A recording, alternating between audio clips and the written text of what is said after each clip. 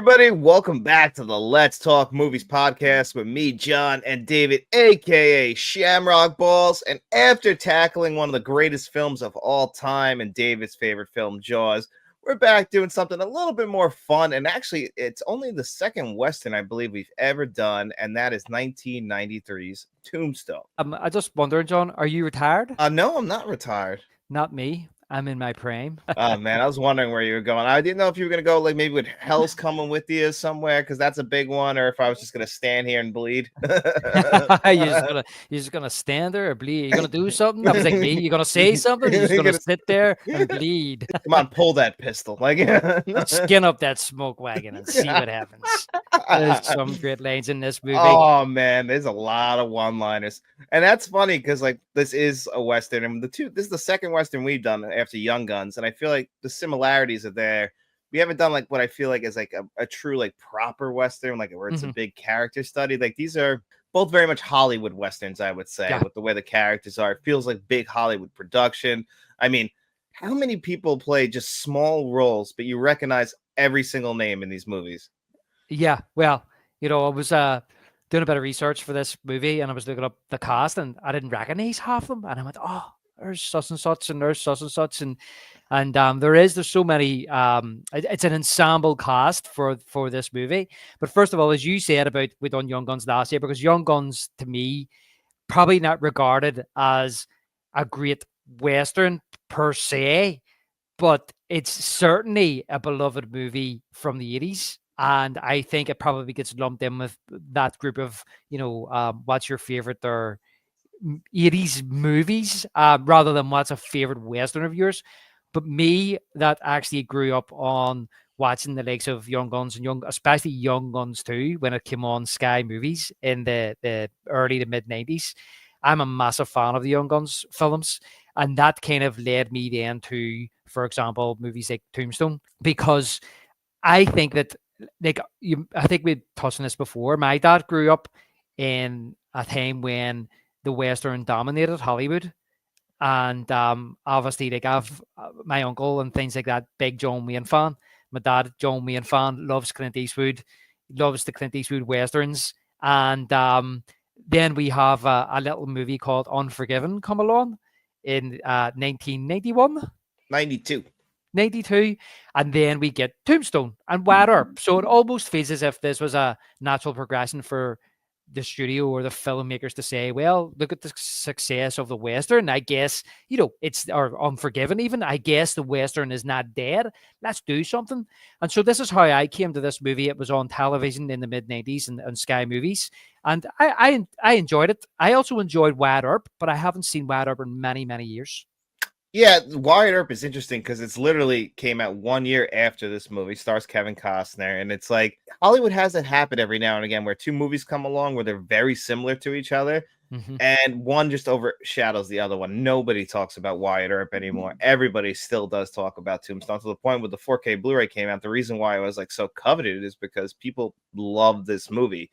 They love Kurt Russell's performance as Wyatt Earp, and one thing I always found funny is that this movie is actually very historically accurate compared to like other Wyatt Earp stories, which I was surprised to find out in my research. Like Wyatt Earp and Doc Holliday, apparently there's 50 versions of that filmed, and this is only the first one that actually explored the true relationship between them.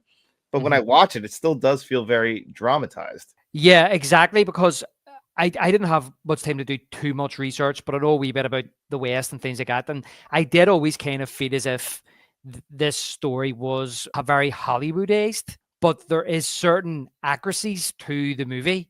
So I do feel as if there's a bit of spin put on a lot of what they were trying to do. One thing that I was very impressed by, John, is how accurate the characters looked to the real life people they were portraying. How the town of Tombstone is portrayed.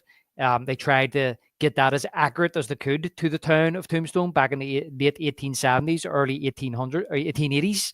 And the colors as well that they talked about using, because they explained that a lot of people feel as if Westerns are more earthy tones, or Western times are more earthy tones and browns and greens and yellows, because of the old sepia photographs, but that wasn't the case. The case was that a lot of these people wore very bright colors, because they were very took a lot of pride in their appearance, because that kind of showed a level of status. Yeah, no, I see what exactly, and that is very true. And one thing that they pointed out also is like the mustaches are very accurate, and only one actor didn't have a mustache that was grown out by themselves, but it was the guy who played the sheriff, because he was also filming something else where he had to be clean shaven. But everybody else really grew out those mustaches to be just as historically accurate. And man, I love it. That's why I made sure to curl my mustache for our show.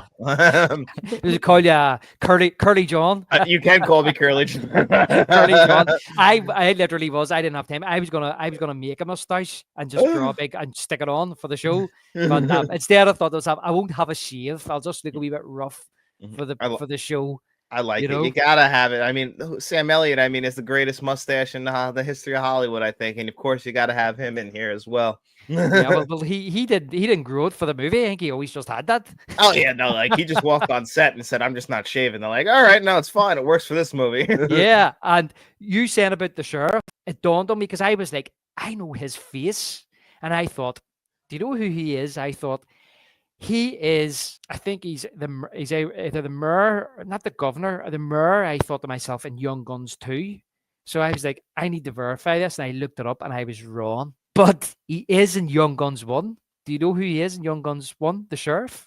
Who? Thomas McSween, the solicitor, the lawyer. Oh, okay. See, it's funny because I got mixed up because Terry O'Quinn's in Young Guns, if I'm correct as well.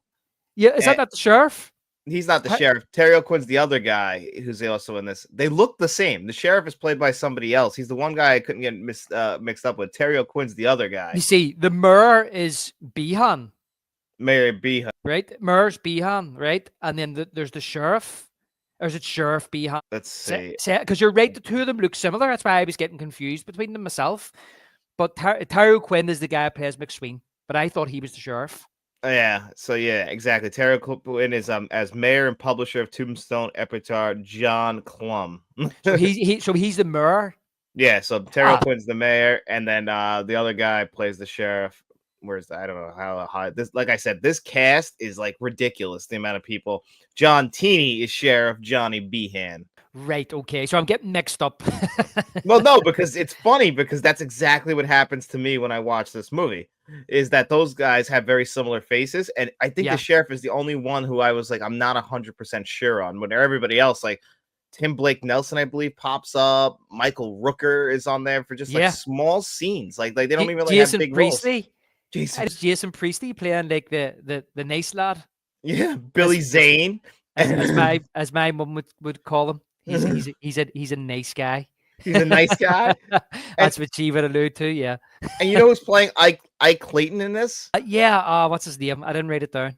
Stephen Lang. Like, yeah, it doesn't even look like him. No, it doesn't. Because when I looked him up and I went, because I was looking up, going, wonder where they are now. They're still alive. This movie's 30 years old. What are they doing with themselves? And I've seen pictures of them. I went, doesn't look anything like Ike Clanton in this movie. So they do such a great job. And what was I going to say the other two? But I had the subtitles on because I was taking notes and I just wanted to make sure I got some of the lingo written down properly.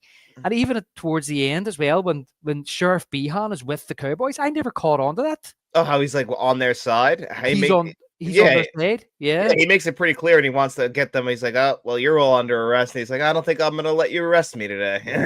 Yeah. Well, there's a part of the movie where he actually kind of sets them up. Only he can't keep his trap shut. He tells, is it that girl Josephine, his girlfriend, and then she goes and tells the Earp waves. But yeah. So, but I just didn't know he was all in by that stage. I just thought he just wanted rid of them. He was kind of setting them up, but he wasn't with any of them. He wasn't with the cowboys, but he wasn't with the Earps. But he just wanted rid of the Earps because maybe he could deal with the cowboys better than the Earps, you know. Yeah, no, you're right. Exactly. Those little things are kind of stuck in, like we talk about in modern movies. They like kind of don't tell you directly unless you're like really paying attention. It's like early in the movie when we first get introduced to the antagonist. Like I never realized that guy was a cop, like the guy who was getting married that day. Like I never really. Yeah. Yeah, he's a Mexican police officer. I was like, I never realized that. I just always wondered why would they choose this guy, but now it's like, okay, I got to pay more. Like those little details aren't necessarily spelled out directly for you and made very obvious. Yeah, at the start as well, John, I just kind of thought that because he killed a couple of cowboys, but I didn't realize. Again, when I was watching it the other night, I was like, oh, Mexican police. Yeah, Yeah, he makes yeah. that comment. But the thing about this film as well is that, say that really, I never really went digging for big behind the scenes production history on this, but it was directed by is it George P. Cosmatos. Cosmatos, who directed Rambo 2, I think was he's famous for. And what's that other Stallone one he done? Cobra. Yeah, which I think we fall different on that side of Cobra. Yeah, he did Rambo Part 2 and Cobra, which I love Cobra. Unabashedly love Cobra. Well, I've been promising to give it a rewatch, and I know that Arrow are bringing out a lovely, nice edition in the next few months, and I'm tempted to get July. it. But yeah, July. But there's a TV version on there, and you know me, I'm kind of intrigued by that. I'm like, I don't want to miss out on this, but I haven't ordered it yet. But and then I kind of went, oh, maybe because I've got it on Blu-ray, I've got it in a Stallone box set, and I'm thinking to myself, maybe I should just give it one more watch to be sure before I buy the Arrow version. Just remember, it's very stupid. But if you know that going in, like it makes no sense. It's just like a Seagal movie, one of those kinds of out for revenge and all that kind of stuff. Yeah, well, that's the thing is that I wasn't prepared for that the first time. So now I am. Maybe I will enjoy it a bit better because I love Stallone. I love Stallone movies, Yeah, that's just like that's a step like where you're like this guy, like it makes no logical sense why he would be on the police force with his own car like that, dressing like that, and like they call him in for special job. Like he's a superhero. Yeah, and he's cut pizza with a pair of scissors. Well, it just makes sense. Which would be better than a pizza cutter. But yeah, as I say, so he directed this, but by all accounts, he was fired. And there's rumors that Kurt Russell directed the rest of the movie, but there's people that dispute that and just say it was a joint effort. It was a committee that kind of directed it. So I think what we're talking about there, first of all, what we're talking about the movie being a wee bit, it feels uneven to me, this film, and I think that has a lot to do with it. Yeah, the story goes is that Kevin Jarre is the original who writes the screenplay for this movie. He was originally hired to direct it and started directing. Then he got fired very, very early in the production. They brought in George Cosmatos to like finish the movie, but like he was just a shadow director, and the belief is that Kurt Russell then directed the rest of the film. And it's disputed, very much like Poltergeist, where I feel like people don't want to say certain things because of the Directors Guild and the Producers Guild, like, and they'll get in trouble for that. Like some people have outright said that no, Kurt Russell only directed me in these scenes, and then Michael Biehn has said that Kurt Russell never directed him. So it's like, who do you believe kind of thing? I kind of lean towards most people have said that Kurt Russell did it. So I believe that Kurt Russell, because he's also outright said he directed it, Kurt Russell. Well, Michael Biehn, I listened to his podcast about Tombstone. It was after Val Kilmer passed away, and it was just supposed to be more about him working with Val Kilmer, but he touched on the likes of Tombstone and stuff like that. About the direction of Tombstone, and he said that he seems to think it wasn't directed by Kurt Russell. And he says as soon as filming wrapped, he was away. He was away filming Stargate. So he had nothing to do with post-production or nothing, he seems to think. But he did touch on the fact that they had to get rid of certain scenes of the movie. And that came down, and he was told that it was Kurt Russell and Val Kilmer that got rid of 30 pages of scenes out of the movie. And he feels a wee bit kind of shortchanged because he feels that a lot of the good Johnny Ringo stuff got cut. It feels like entire subplots in the movie did get cut. I personally think they didn't go far enough on certain things, and I will get into that as we get into the movie, but it definitely feels like there was more of a focus on other things that they decided just to focus in on two real big subjects, which is really the relationship between Wyatt and Doc and the Wyatt family, the brothers. And they kind of let everything else take like a backseat because, yeah, Johnny Ringo is a very famous Western character. And there's a lot of times in this movie where they kind of make him look like an idiot. Yeah, well, I think the people say the real history of Tombstone and the Earps and the Clantons is basically that the Cowboys or the Clantons have always been perceived as the bad guys, and the Earps and Doc as the good guys, where the reality was none of them were really good. It was just, the Earps come out on top. Well, yeah, I I know, mean, and over the years, this myth has been built up over the years that they were not saying he wasn't a lawman, but he done a lot of bad things. Like, apparently he was I don't know, he might have been stealing cattle and he'd murdered people in cold blood and apparently he was a pimp as well. That's how he met his wife, Mary. He was pimping her out. well, yeah, I mean, they weren't like married in like some kind of big wedding or nothing like that. I think they were married, like common law in the sense that they were just together so long that they became married, and he cheated on her. Like, I think that, I mean, this movie doesn't shy away from that.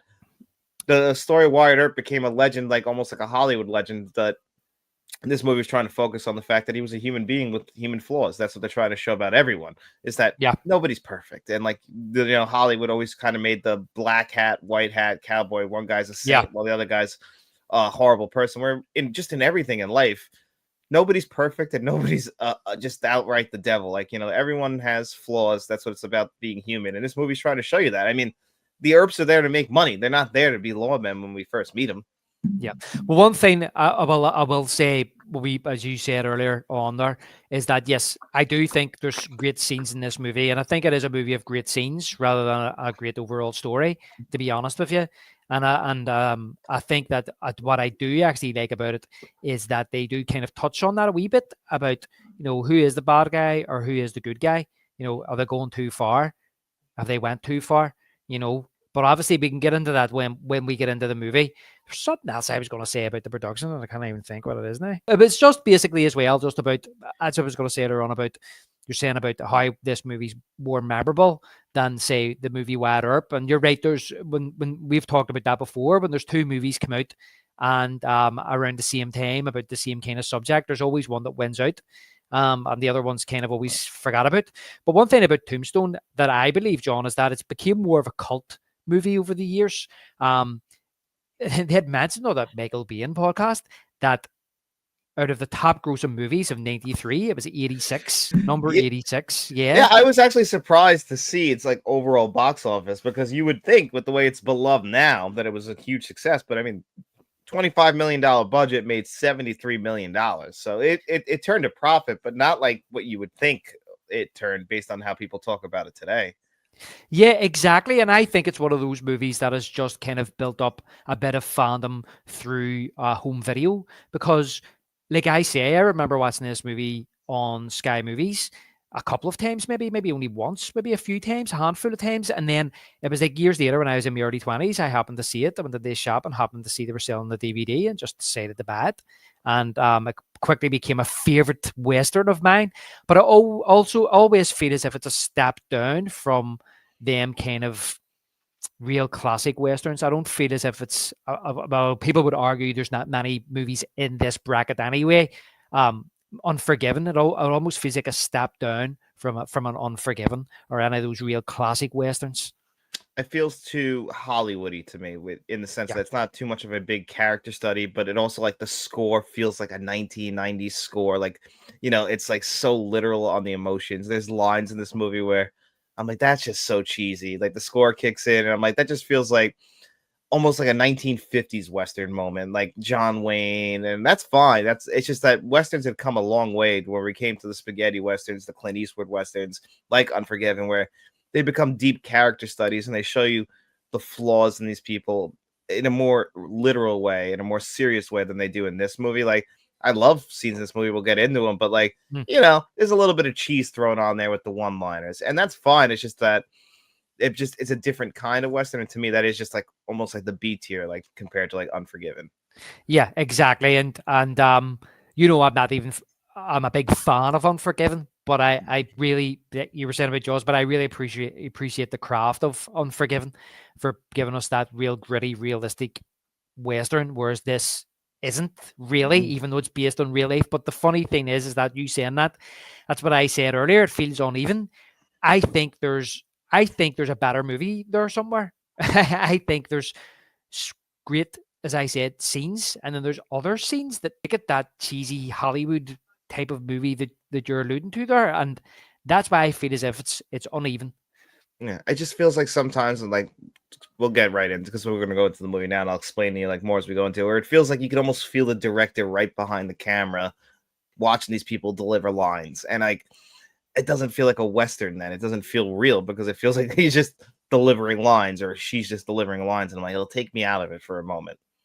Well, it's not only that. When I say about it feeling uneven, it feels like it literally does feel like there's different people directing. Yeah, it does feel like that, and like yeah, That back to back scenes. exactly. That's what the problem is for me.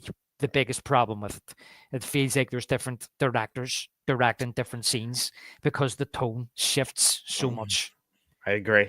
I agree. Well, you ready to get into it because it starts out pretty uniquely. Yeah, it starts out with that the narration, and that is who is it's doing that narration again? I didn't write his name down. You know, I didn't write his name down either. Actually, just assumed you would know it. I was gonna write it down, and I can't it's even remember his name at the minute. it's got to be in these credits, right? Yeah, he's a very famous person. Robert Mitchum. It just came to me. Robert Robert Mitchum. Mitchum, yeah. Oh my God, the great Robert Mitchum too, who has one of the coolest voices ever. Yeah, so he opens the movie up narrating, and he's just given the audience a bit of background of the times, 1879, and who the cowboys are, and why people are moving west for new lives to find fortune. And I do like here, John, the way it's done, like in an old kind of film reel, but it's integrated with old. Well, I don't know where that footage just came from, but it kind of looks like Western times, but it's not. I don't think it's filmed for this movie, so it's from somewhere else. But they do integrate certain clips from the movie in it. Yeah, I like that. I thought that was very well put together. I think it's a great way to open the movie because it sets up the characters where they are going into the film because we're really just going to get a peek into a moment in time. Yeah, exactly. And then obviously, then it just starts with that long, big, wide shot of the West and the horses coming towards the camera, and that's the cowboys riding across country, and they arrive at a wedding. Yep, should Uh-huh. be a happy day. Yeah, exactly. And I love how they just all roll up, and it's the cameras just picking out each character. But you see Powers Booth, who I absolutely love. Powers Booth. I loved him in Deadwood. Did you ever watch Deadwood? Yeah, he's great in Deadwood, and he's also a great villain in Sudden Death, the Jean-Claude Van Damme movie. So he's always a good villain. Yeah, great voice as well. He's another one with a great voice. Yeah, he Um, looks the dirtiest in this. Like he looks like a dirty cowboy. yeah, he's great. I love that the red satin shirt and all he's wearing with a white hat. Curly Brilliant. And Bill. Curly Bill and Michael Biehn as well is there, and he laughs, and Powers Booth says, you killed two cowboys," and then obviously there's a shootout that ensues. Yeah, this is great. And put the poor guy, at his wedding, and I like that they point out like he's a proud man, and that's because he's a police officer. Mhm. Which again, I didn't realize until this watch through that that's what he was, but that's why he's not gonna because Powers Booth throws in a little line put him on his knees, and he's like he's not Yeah, gonna go on his knees voluntarily, so of course he's got to shoot him in the knee. That'll shoot him knock in you the down. kneecapped. So he is. Yeah, unfortunately. Unfortunately. And I love how he says to him, "You go to hell," and Curly Bill says to him, "You first." So, and then they go over to the wedding table and start eating the food. I love that how they go over there, John. And one of them actually says something along the lines of, "They must have knew we were coming." Yeah. Oh yeah, because these guys aren't scared at all. And I like these, and it's pointed out when you watch the movie in this light how they're the mafia at the time or the organized crime at the time. Uh-huh. It's very true how when they ride in, they just automatically start taking a cut of it and no one's gonna go against them. Yeah, and they're wearing these red sizes to identify themselves that they're part of this, as you say, gang or crime family or whatever it is. But apparently, the real cowboys of this brotherhood, they didn't wear these red sizes because they wouldn't want to be identifying themselves so easily like that. That's funny. I was thinking because I didn't actually fact check that. I was like, it does seem pretty dumb because if you're a criminal, if like they do end up getting enough forces to take you down, you made it pretty obvious who you work for. Yeah, especially like since this is a time when the law, the union was expanding and law was coming into these territories and telling these people you live by our laws or there are going to be serious consequences. You will be hanged. So identifying yourself, as an organization that's maybe murdering people and robbing and whatever else they're doing isn't a good idea. But yeah, these are bad guys, John. These are. Very bad guys. Very good. Yes. But again, just want to tell you, I'm gonna do a little bit of love for Michael Bean because I always know that voice is Kyle Reese, and every time I hear it, I just love seeing Michael Bean pop up. I feel like we never got like he's in a lot of movies, but I feel like Mhm. he could have been bigger. He just has a Yeah. certain charm to him. Yeah, I agree. I think he should have been bigger, but I remember, he's resurfaced again online. He's got his own podcast now, and I've seen him on other podcasts, and I remember him saying that he never felt as if or felt comfortable being a movie star. That he's an actor, and he just did never felt comfortable in his skin of being a movie star. But yes, I think he's brilliant in this. I absolutely love him in this. And he actually, when he got the script and he was told Kurt Russell was going to be Wyatt Earp, they give him the script and they says, read through it. Who would you like to play? And he read it and he says, I want to play Doc Holliday. And they went, okay, no worries. And then they get back to him and says, Val Kilmer's playing Doc Holliday. Is there anybody else? And he says, I would like to play Johnny Ringo. So it says, okay. I mean, that's tough because really 1993, Val Kilmer is the bigger actor at the time, and I figured he probably would get first choice over Michael Bean. Yeah, yeah, I would say so. But he does a great job as Johnny Ringo, and they obviously then that you see the priest coming over and he's giving off in Spanish, and that's when you see how fast Johnny Ringo is and how he's just there's no mercy. The rest of them didn't touch the priest, but he has no qualms about shooting him dead center in the middle of the head. Cold as ice, puts the gun back in his holster. And the rest of the Cowboys are kind of shocked at first. They're like, whoa, but then they laugh it off. It's an uncomfortable laugh, even from Curly Bill, who is their leader. And then he asks him, what did the guy say? Because there's somebody mentioned there about a sick horse is gonna get them. And he says to him, he's quoting the Bible, Revelations, behold a pale horse. The man who sat on him was death, and hell followed with him. Which is also exactly what happens in Pale Rider. That quote's used exactly in Pale Rider as well, because Clint Eastwood plays that character who rides in on the pale horse, and death comes with him. All right, okay. Listen, I've seen Pale Rider, really liked it. Only seen it once years ago. Definitely one I need to revisit.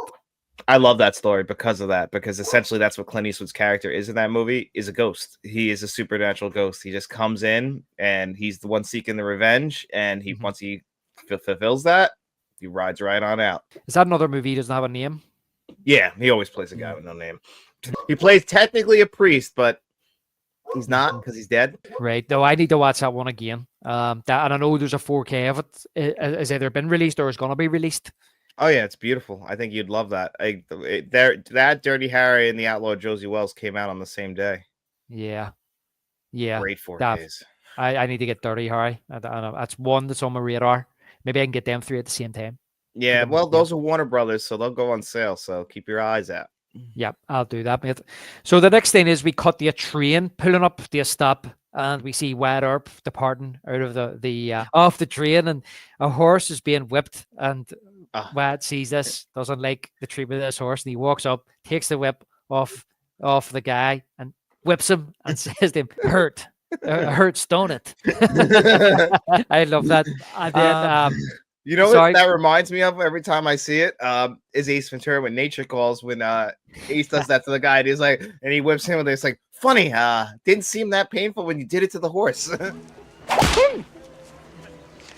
Funny, it didn't seem that painful when you were doing it to the horse. Yeah, that's right. So it does. It does, because that was kind of lingering in my head, because I was like, when I was watching it the other night, I was like, that's familiar, but I didn't think any more of it. I just thought it's familiar because it's in this movie. But you're right, Ace Ventura does that, and yeah, he's taking his stuff off his wagon, or off the train, or I think he's loading a wagon, isn't he? And a U.S. Marshal comes up and tries to recruit Wyatt, but he tells him that he's retired and he's going to Tombstone to make a fortune. So we could see this right away. Wyatt is just setting a stall out early, setting the audience up. Listen, I'm a man of peace now. I just want to settle down with my family and make a living like every other person. I'm no hero, and that's, of course, when we meet Virgil and Morgan Earp and their wives. Yep, and it's one quick line I want to point out. He said here, I thought it was a great line. He says, he's like, oh, but you're gonna have a guilty conscience. Like, I already got a guilty conscience. Might as well have some money too. I love that line, because it's that just kind of showing you like how Wyatt Earp was built up to this point, but really like he's like the human aspect they're trying to show you of him in this movie. He's like, Yeah, I have regrets like every other human being. I'm not this great lawman that you want me to be. I'm not here to save your town. I'm just here to live a life like everybody else and try and find peace. Yeah, and not only that, I think that the marshal says to him, "I've never." He wants him to be a lawman, in I don't know if it's Tombstone he's asking him to do it in, but he wants him to be a lawman, and he says to him, "Oh, I just want to make my fortune," and he says, "I've never known somebody to make a fortune who doesn't have a guilty conscience." And he says to him, "I've already got a guilty conscience. I may as well have some money as well, as you say." So it's kind of telling you too that he's not a good guy. He once wasn't a good guy. He's got demons there, and Mm. he's wants to start a new life and leave them behind him. Yep, you could tell he's a man with flaws, and yeah, like, and then his brothers walk in, and I love this little moment. Yeah, I think this is great actually. Of course, he introduces his wife Mary, and she says she couldn't find a single store that has laudanum. Yep, which is basically I looked up in this because this is a big thing. She has an addiction to this stuff. It's basically opium or almost morphine, like 1% morphine or something like that. So basically heroin or a pain Heroin. tranquilizer of the time. Yeah, so it's drugs of the time, exactly, John. And as you say, you love this. I love the shot in the window where they're all standing together, and it's almost like a photograph, but because it's showing the reflection in the window, it's very vivid. It is beautifully shot, this movie. That's one thing that again, it's shot on location in Arizona. Like they went there, so like it does look that beauty is natural of the time, and they captured it perfectly. Yeah, exactly. And I agree with you. There's some really nice shots in this movie, and we're hearing the score at this stage. I mean, the score's just started from the very start, but we're starting to hear like the Tombstone theme and things like that. And I have to say, I absolutely love the score. It's absolutely wonderful.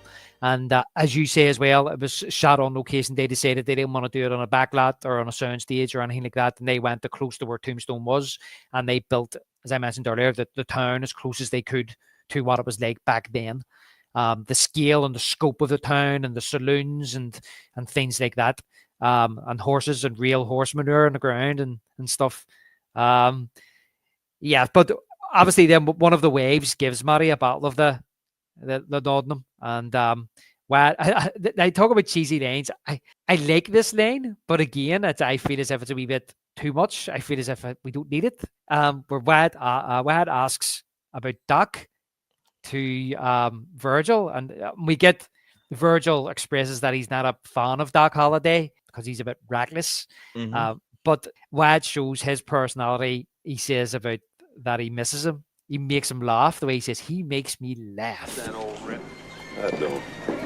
makes me laugh. Yeah, this movie's a big bromance between them two, and it starts right here with that. And it makes sense because Virgil is like the true, like the clean cut of him. He really is the true lawman who like almost does float that white hat line. So of course Doc Holliday, who, doesn't seem like he'd fit in with them because he isn't the greatest guy in the world. Well, the thing is that the whole lore about Doc and Wyatt, and I think Doc for a lot of people is their favorite character in this movie, one of their favorite Western characters.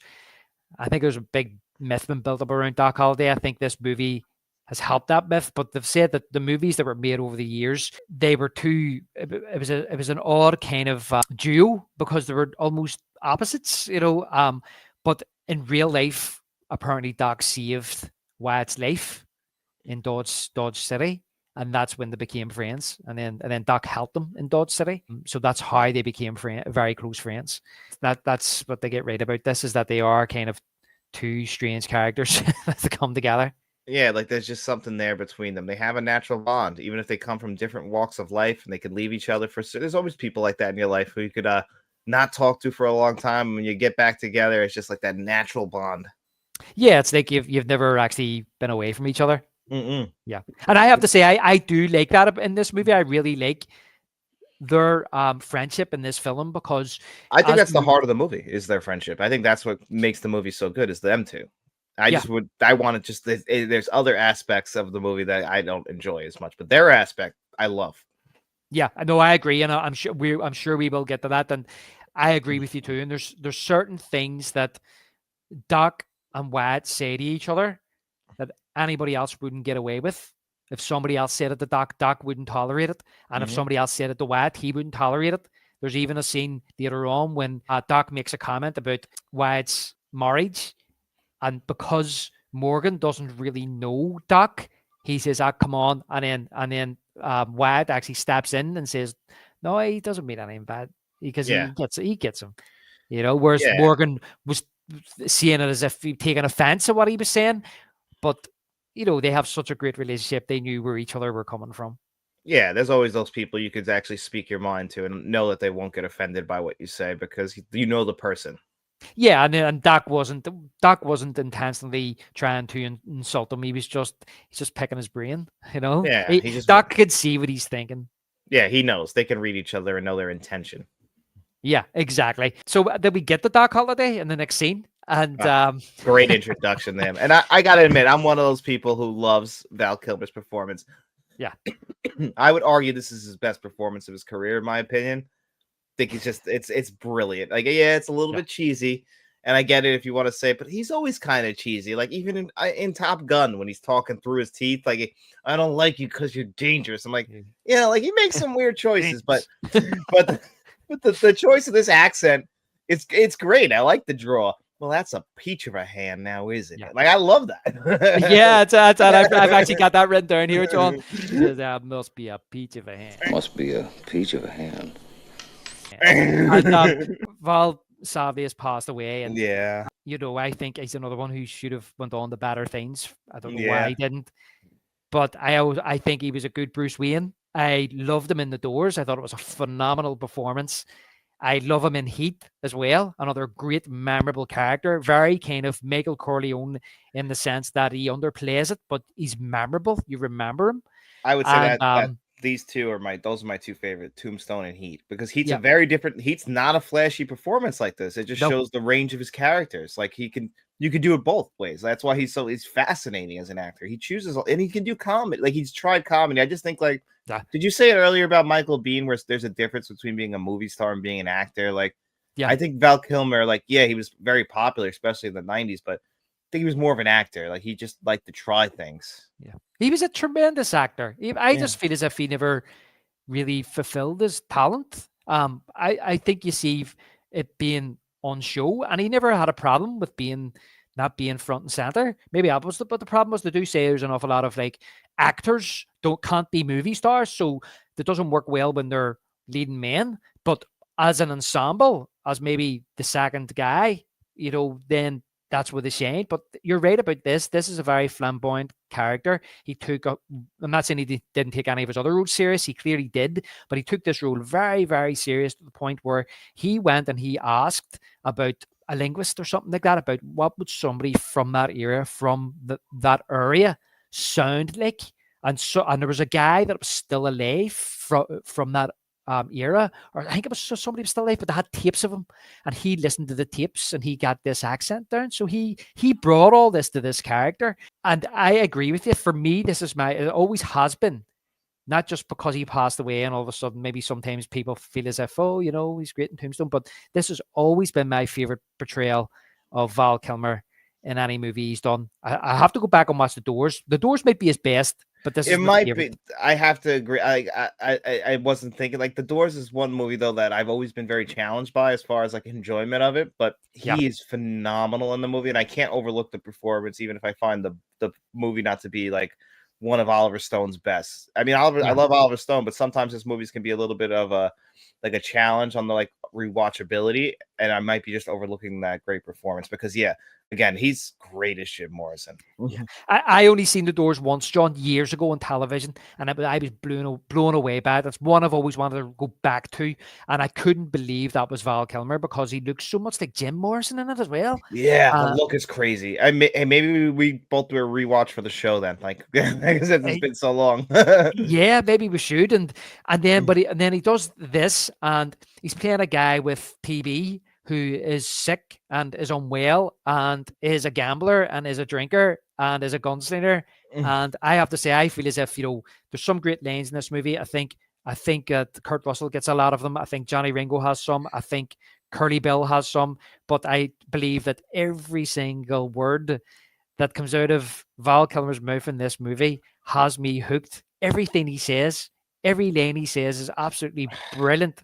And how he delivers it, and the humor he brings, and when he's not being humorous, how deadly he is when he's being serious, I can't take my eyes off him in this movie. I think he's tremendous. Yeah, he steals every single scene that he's in. And it's funny because he talks to a linguist to get that accent right. Whereas on the other side, you got Kurt Russell, who's I don't think he changes his voice at all. And Sam Elliott just talks like Sam Elliott. Even Bill Paxton just kind of talks like Bill Paxton. And it works for them. But Val Kilmer, like that, he completely changes and forms into this character.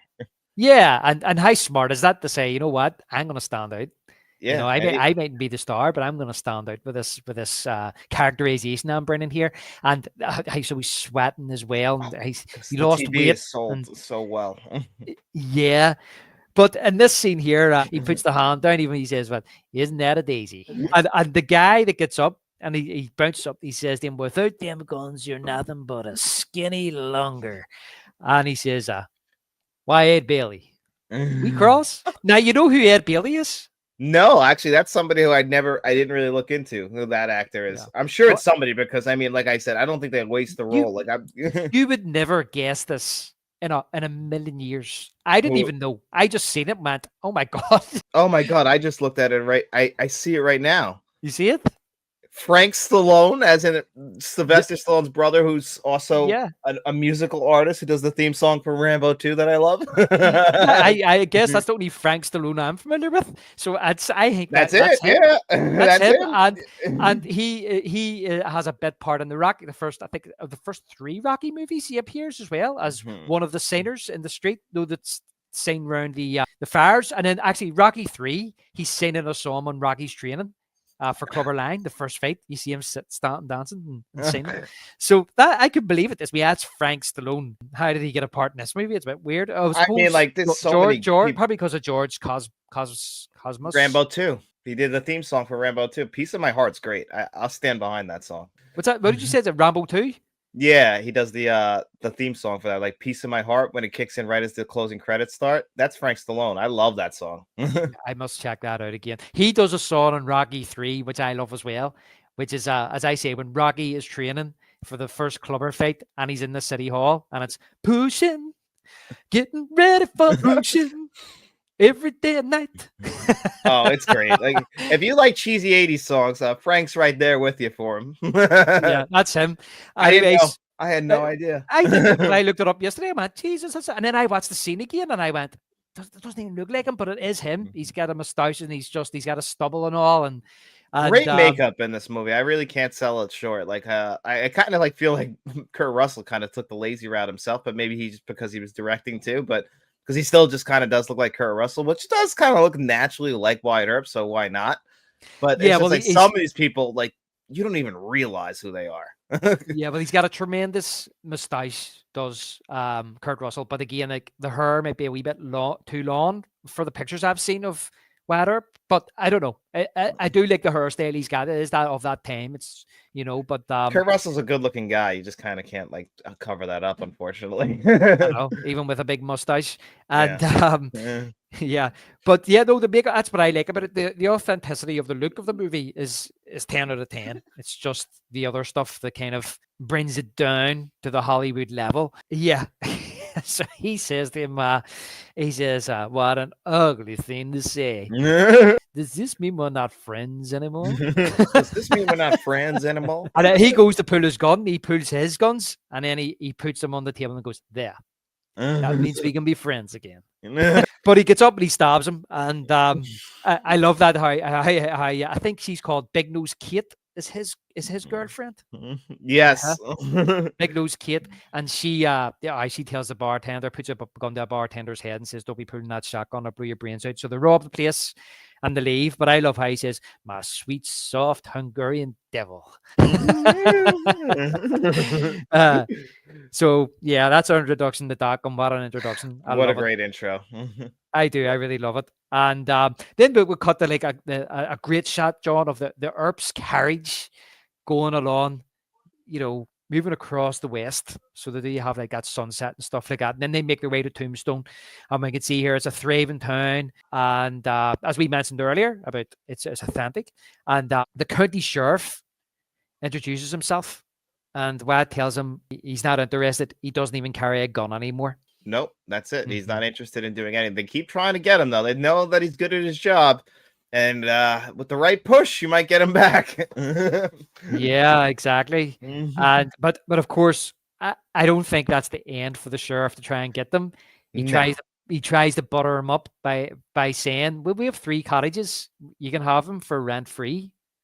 Yeah, I know. He's like, you're not gonna get a better deal than that, and outside the city limits. Yeah.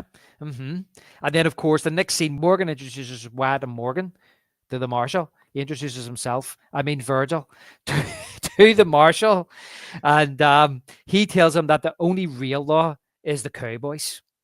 And there were, as I mentioned earlier, there were the red sizes. They ask about the Oriental, but he tells them it's a slaughterhouse. This Don't is be a getting cool- near there. But Wyatt just zeroes in on it. That's it. That's like a red rag there, bull, lad. Yeah, and this is like another cheesy line, like the brothers. Oh, that old Wyatt, there he goes. Like, look, he's already got his sights on him. Oh, there, Wyatt, what you doing? And this is a great scene. I love this scene. Like, how basically walks in there and he explains to him, the bartender explains to him, the saloon owner, he's the one running it, that everything was fine until this one guy rolls in. Yeah, well, I love how he goes in and he goes into the bar and he asks for a drink. He says, "Are you the owner of this place?" And the barman says, "Milt Joyce, owner and proprietor." And owner and operator, actually. And he says to him, "Wyatt Earp." And I love how he's like, "Yeah, sure." He doesn't know. believe. That just shows you how celebrities were at the time. Like, we've come such a long way. We're movie stars and like now YouTube and whatever Instagram stars are celebrities, but Wyatt Earp was that's the celebrity. Word didn't travel like that. So the legend of Wyatt Earp is traveled. Like, yeah, okay, you're Wyatt Earp. Well, we kind of see that in Young Guns as well. Billy back the Kid, then, yeah. as you say, it's like word of mouth. It's stories in newspapers. There's no photographs of anybody. It's an artist's impression. So even in Young Guns, where when Billy the Kid walks into that bar and he hears this guy talking about this is the gun that's going to take out Billy the Kid, he knows when he walks up to him, he's not going to know who he is. No, because it's just like, oh, this guy looks like this. And as you say, it's such a time period where a lot of men weren't shaving all the time, or you were dirty, or your hair was disheveled. So it probably would be hard to kind of pick somebody out. You had to be 100% sure they are who they say they are. But I do like how humble Wyatt is, because he's not going to lie and say, well, I'm actually John Smith. If you don't believe me, I'm John Smith. You know what I mean? He's like, Wyatt Earp, nice to meet you. And he's just smiles and goes, yeah, right. And Wyatt's so humble, he doesn't say like, I am. He just smiles and laughs back, And that's when he sees Billy Bob Thornton. Heavier Billy Bob Thornton before he lost the weight. At this poker table, and he's being nasty. And I love how he just walks over and he turns and says to him, can I help you with something? And or no, something on your mind. He goes, there's something on your mind. And he says, you're sitting in my chair. You're just asking for trouble then. So you are. It's kind of like Superman 2, when Superman loses his powers. Excuse me, sir. This scene is so good. And actually Billy Bob's direction was all it said in the script for him was just be a bully. So everything he's doing is improvised. Oh, right. He's ad-libbing on this. Yeah, the entire thing. That's all his direction was. I mean, Billy Bob Thornton's always fascinated me, actually, as an actor and writer, and like, because he's written, he's directed, but at this point he was just really a writer, and this was like a small role for him because he'd done what's the other Carl Franklin movie he did the year before this? I can't remember, but it's like he did Sling Blade around this time. And it is One False Move. He wrote that movie. And like, he's a fascinating actor to me because he's always like kind of plays like these like white trash rednecks, but he's like an intellectual. And then he's playing a guy in this, like this freaking, this guy who's a bully. He's like a piece of crap. Yeah, I'll be honest with you. I didn't realize that's who I was for years. Oh, really? No, I didn't know. And look, I know of Billy Bob Thornton, but John, I'd be honest with you, I couldn't tell you a movie he's in. I know him to see, but I think I was more kind of fascinated that he was married to Angelina Jolie. That is fascinating too. I think that's when I became more aware of him. I was like, he's married to her. I mean, he's Bad Santa to me, first and foremost. Like, that's always where I will think of Billy Bob Thornton at first. Yeah. So, but yes, of course, he tries to intimidate Wyatt, and Wyatt's not intimidated. No. He says, I'm not scared of you, mister. And he says, well, you should be. And anyway, but he says to him, go ahead, skin up that smoke wagon and see what happens. Skin it up, boy. Billy Bob's great too. Like, as he's like getting, like you hear the little shake in his voice, like Yeah, I'm warning you, mister. Like, like I'm gonna do something. And Wyatt never, the thing is, he just intimidates him. Like, Wyatt just never backs down at all. And that's all he does. He just intimidates him to being the weaker man. But see what you're saying there when he says about I'm telling you, mister. I love how Kurt Russell Wyatt Earp interjects with I'm getting tired of your gas. Now jerk that pistol and go to work. Then that's when he slaps him. I said throw down, boy. A few times, and he says to him, "You gonna stand? Are you gonna do something, or just stand there and bleed?" And he just tosses him out like a child. Yeah, he grips him by the ear and he says, "Right, get out." So apparently that's true. I don't know about that whole confrontation, but he did grab him by the ear and he threw him over the Oriental, and that's when he turns to Milt and says to him, "How about it, Milt? 25% off the top of the house, too." So he's sorted his problem out, and I love how the next scene, you see Billy Bob Thornton's character, Johnny Taylor, he's approaching the Earps with a shotgun, and all of a sudden you hear the voice, "Johnny Tyler," and it's this is so funny. So he says, "You madcap." He calls him "you madcap." It's Doc. Doc is in Tombstone, and he sees him approaching the Earps with a shotgun. So he's like, what's going on here? And he stops him. So he starts having a conversation with the Earps, bantering them back and forward about why they're there and all the rest. And you're right. I love how he turns around and he says, "Oh, Johnny, I forgot you were there. You may go. You may go." Yeah, like, and then like just how Wyatt intercepts and like, just make sure you leave that gun. Like he goes to hand him, he's like, just leave it there. Like, like it's fine. Yeah. Like so now he lost 2 guns and immediately in like 30 seconds. Not only that, he thanks him. He says, "Thank you." Yeah, because he didn't kill him. Like, yeah, because he knows she was messing with the wrong guy. A true bully. He was. A true bully. Like just like gets it all shoved back at him. Like you mess with the wrong people. That might work with weaker men, but that ain't gonna work with us. Just get out of here. And listen, those type of things there were happening in the West all the time. It was kind of like you're always looking over your shoulder and watching your back because of those type of things. But then, of course, Wyatt introduces Sheriff B on the Doc, and I love how Doc's like, "Oh shit on you, Wyatt." And then a gunfight breaks out from the Crystal Palace Saloon across the way, and it's Turkey Creek Turkey Creek Jack Johnson and Texas Jack Vermillion. That I've written down here. And of course, Doc and Wyatt know them, but the marshal takes their guns. Yep, and I like that thing, the way he does it too. And I feel like this is how you keep law and order of the time. And I like that little scene. Like, I'm sorry, boys, got to take your pistols. And like, you got to. This is how we kind of get to where society norms are today. It's like you got to have a little bit if we respect each other.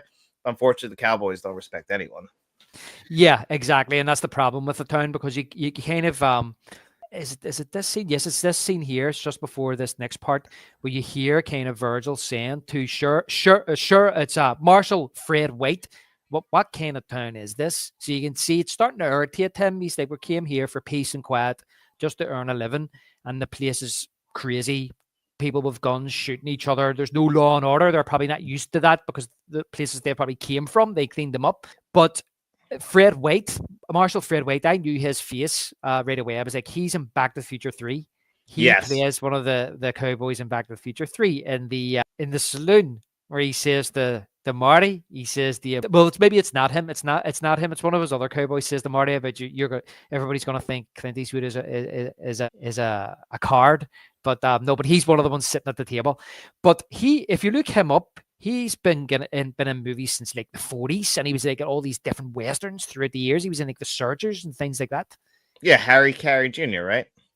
I think that's his name. Yeah. Yeah. He's like you look him up. He's a big time actor. He apparently comes from a pretty famous family and died at 91 in 2012. So yeah, he does. You know what it is with him? Why he fits so well into Back to the Future 3? Another like kind of fun western at the time, and I do think it's a western 100% through and through. Yeah.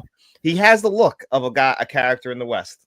Yeah, and here, not only that, John, if for example, it's kind of like, and that was one I meant to mention at the start of the podcast, was about, this kind of the early 90s having these westerns come back. Back to the Future, part 3 to me is a big part of it. And even though that people will argue, well, it's not really a western, quite clearly Robert Zemeckis wanted to make a western. And if he's the type of guy that grew up with like actors like this guy here in his favorite movies, he's bringing them back as a homage.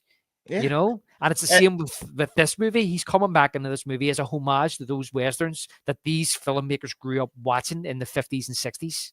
I mean, Charlton Heston's in this movie for the exact same reason. So like you can't deny it. Like and even Wyatt Earp the third's in it. Like there's a Yeah. lot of homages to the time. And it's funny because Robert Zemeckis, for anyone who doesn't think Back to the Future 3 is not a Western, when Robert Zemeckis called Alan Silvestri to do What Lies Beneath, he's like, we're fine, just like he's like, we got to do our Western with Back to the Future 3. Well, we're finally getting to do our Hitchcock thriller with What Lies Beneath. So he knew what he was doing. He was making a Western. That was intentional. 100%. And that was the thing. The thing was that I think it was, I know that Bob Gale and Robert Zemeckis, big Western fans, and Michael J. Fox as well, they asked him if you could go anywhere in a time machine, where would you go? And he said the Old West. So they asked Michael J. Fox as well, do you want to do the Western? And he went, yeah. So that, as a matter of fact, the sequel to Back to the Future was supposed to be the Western, but the script was that long. It was what you see in Back to the Future 2 and 3 as one movie, but it was that long that Spielberg said, no, it is. Just make 2 movies. And they went, really? And they went, yeah, make it 2, split it in 2. Because either that or they had it just condense it, and they were like, no, this is too good. Just cut it in half and do 2. And that's basically how that came about. But they wanted to do a Western. Oh, Alan Silvestri. That's what I was going to say. Yeah. He actually done the score to Young Guns 2 the same year as Back to the Future 3. He just had that Western in his mind at the time. That's crazy, actually, because I know I've heard you praise the all 3 scores for Back to the Future and how they have a unique tone. I think, was it 2 that you said was your favorite? I can't remember, 2 or 3. 3. I had it on my top 5 soundtracks of all time. What it is. Yeah. So exactly. So you like that Western Alan Silvestri score? Yeah. Yeah, definitely. It's brilliant. And I love Young Guns 2 score as well. I was between that and Back to the Future as my number 5, if I can remember correctly. But yes, so just off the back of that scene, we're still in the same scene. A carriage arrives and Billy Zane jumps out of it. I love how he jumps out of the carriage, John. Did you see it? He jumps down. It's really dramatic. Billy Zane, man. I think another very underappreciated actor. He can overact a little bit, but I like that about him. I always felt like that's kind of his thing. He's brilliant in this. Brilliant. It's like almost like what his character would become in Titanic. He's so good playing this flamboyant actor. He takes himself very seriously in this town of like he just wants to bring some class here. Yeah, with all the makeup and all, he just wants to bring entertainment to the masses. But yeah, of course, Wyatt catches Josephine. He called this girl her eyes, and of course he actually they catch each other's eyes. They're sitting staring at each other, and Doc notices what we're talking about. Doc, he notices right away, and he's like, well, an enchanted moment. I'm more like Sean Connery, but is she okay there? Yeah, she looked like she wanted to lay right on you. She does, John. I sit down. She wants to sit on me, so she does, and that's what's wrong with her. She just can't get close enough here. And she says, I wonder who that tall drink of water is. It must be a real kind of Western term, that tall drink of water. I've used that term before. Have you? I'm just wondering, has any ladies out there ever thought that about me? Who is that tall drink of water over there? Of course they have, David. Are you kidding? Yeah, I just haven't heard them. And of course, Billy Zane says, as the actor he is, note the lean silhouette, eyes closed by the sun, though sharp as a hawk. He's got the look of both predator and prey. And she says, I want one. And he says, happy hunting. Happy hunting. I can't do his voice. It's so great. Happy hunting. I'm just throwing a scarf around himself there. Yeah. So then we cut, of course, to it's their. Well, I assume this is their company. It's called the Birdcage Theater, and everybody's watching the show. And again, like the mayor then approaches Wyatt, to which he shuts him down. His proposition before he gave you an ask. So he does. Yeah, I mean, he's really being pretty stern about it. Yeah, and of course the show starts, and I love like Curly Bill's sitting at the front, and he's like, "That's the prettiest man I've ever seen." I love Curly Bill. He's great in this movie.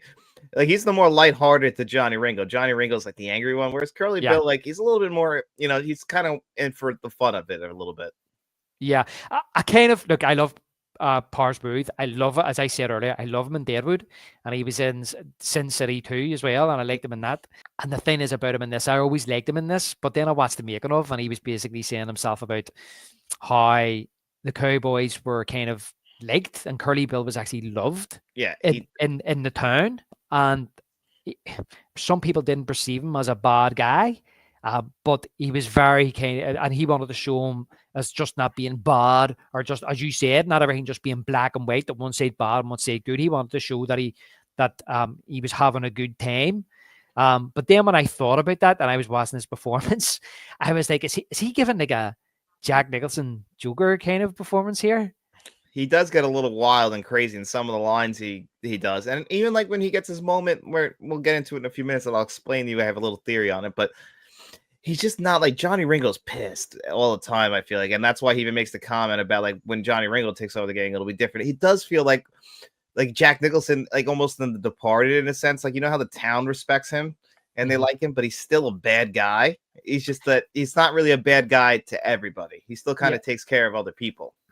But everything he says is a laugh at the end. Don't get me wrong, I like it. I like it. It was just when he said that, and I was watching it again. It's kind of, I'm getting a kind of like hey, yeah, kind of vibe about him every time he says a line. It's the prettiest man I ever saw. He probably made some choices. Yeah, but I still like him. I still like it. I wouldn't change it. And they ask, they say, what do you think about him, Billy Nilly? And he says, I think he's wonderful. That guy knows some culture. He appreciates the good acting. It's funny how these guys are like so blown away by it. It's like 30 seconds long. Yeah, it is. And that's the thing too, as well, because it's just so, to be honest, I'm not even paying attention to what's happening on stage, but it's all about the devil and taking souls or whatever. And as like you said, like Curly Bill says to Johnny Ringo, he says to him, would you sell your, he basically asked him something along the lines of, would you sell your soul to the devil? And he says, I already have. Like dead serious. At all times. And of course, the actress playing the devil is Josephine. Which is my biggest flaw in this movie, and I can say it now, is Josephine and Wyatt Earp's relationship. I don't care for that story at all through this movie. Well, will we touch on that when they go for their horse ride? Yeah, we'll touch on that more. But I think that, yeah, we'll get into more in depth because it plays throughout the entire movie. But this is kind of like when we get a first peek into her character. And I think this is one of the subplots that they cut a lot from the movie.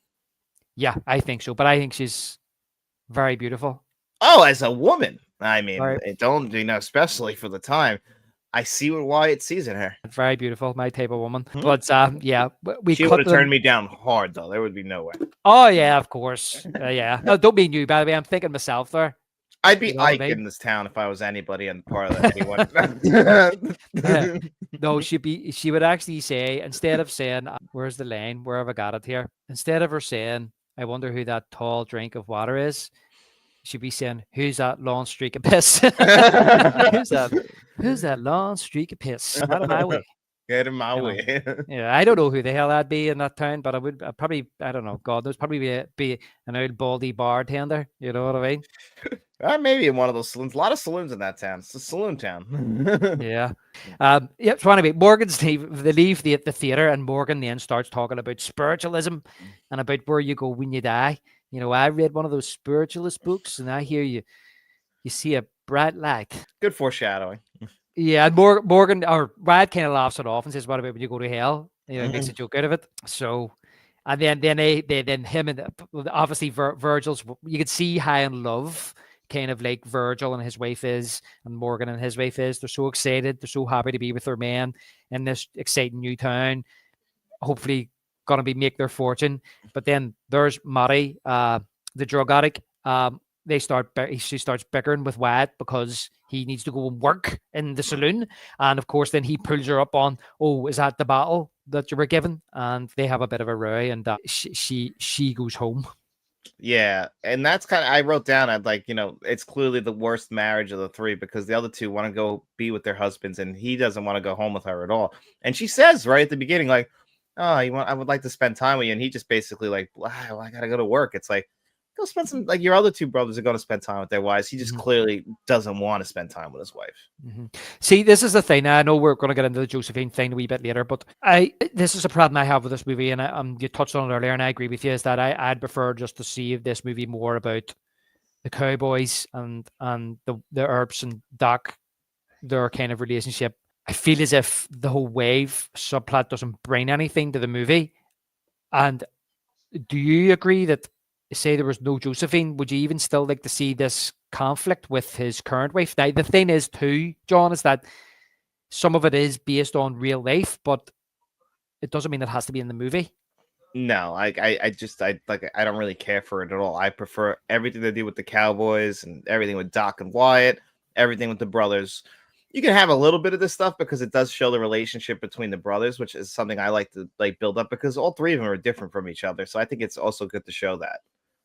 Yeah, exactly. No, I totally agree. I like that. I like that as well. But I feel as if the whole Murray subplot ties into the Josephine subplot. It So what I'm does. saying is, if you take the Josephine subplot out, then can you still have the Murray subplot? Is there a point of having it? Yeah, I guess they probably kept that in, or at least cut it to show like how cold Wyatt can be towards his wife. Like like she's got a problem, but he doesn't really seem to care, and he's also willing to like cheat on her. But then we're supposed to care about the relationship with Josephine, and it's like, he's not really being great to his wife either. And it's like I don't really care anyway. Well, I think at this stage, and I think I'll touch on it a wee bit more later because I have a few thoughts on his character and his life later. But I think that at this stage you could tell that he doesn't love her. No, he No, doesn't. he doesn't love her. So we go to the Oriental Saloon, and Doc, this is the bit I was talking about. Doc is quizzing Wyatt on his infidelity and what he would do if that husky-hued lady Satan came into the saloon. He calls her the husky-hued lady Satan, and of course he says he would turn her down. And I think she comes up to him for a dance, and he turns away, and that's when Doc says to Wyatt, "I stand corrected. Wyatt, you're an oak." Why? You're an oak. I can't do You're the an oak. voice. By Wyatt, you're an oak. I don't know if I could do it either. I'm trying, but I don't know if I can. So then we follow Wyatt over to his dealing table, and he's signing an autograph. So you're talking about fandom in that period, that era. Somebody's obviously recognized Wyatt Earp, or somebody's told him that's Wyatt Earp, and he's asked for an autograph. Now this scene here coming up now, this has to be my favorite scene in the movie. So basically what's coming up here is Curly Bill rolls up when he's signing the autograph, and he pulls, I don't know what he's saying. Is it like a dollar bill or something for someone? I don't know if it's a piece of paper, but I think it was a note. And he takes it off the guy, and he looks at it and he says to him, "Wyatt Earp, heard of you?" And that's when Egg gets in his face and says to him, "Lord, don't go around here." And Wyatt Earp says to him, "I'm retired." And then Egg pushes him again on the law, and he says to him, "I heard you the first time, but then in between this, Curly Bill wins $500. Wyatt Earp's like 500 to such and such, and that brings a smile to Curly Bill's face, and he tells Egg that he's up. But the next thing is Ringo puts two and two together. If this is Wyatt Earp, who's that longer standing there? he's like, "You must be Doc Holliday." And he says to him, you retired too? And this is probably my favorite line in the whole movie, where he says to him, "Not me. I'm in my prime." and I love how Johnny Ringo says to him, "You look it." So this whole back and forward between Doc and Ringo leading up to the gun spinning and the cup spinning, that's my favorite scene. That's why. That's your favorite scene. Okay, that's fair. Yeah, I do. 100%. I wrote down it's like one big pissing contest with them too, like throughout the entire movie, and it all builds up because like literally he says we never got to finish our game, and like because it's a game that starts here. It starts here, and the thing about it, what I love about it too, is that you've kind of got the leader of the Cowboys, who is Curly Bill, and then you've kind of got Wyatt Earp, who's like the unofficial leader, right? He never proclaims himself to be a leader, but he becomes a leader. And everybody looks up to Wyatt. Everybody follows his lead, even though Virgil is the older brother and he's trying to lead the way. But second in command is basically Doc.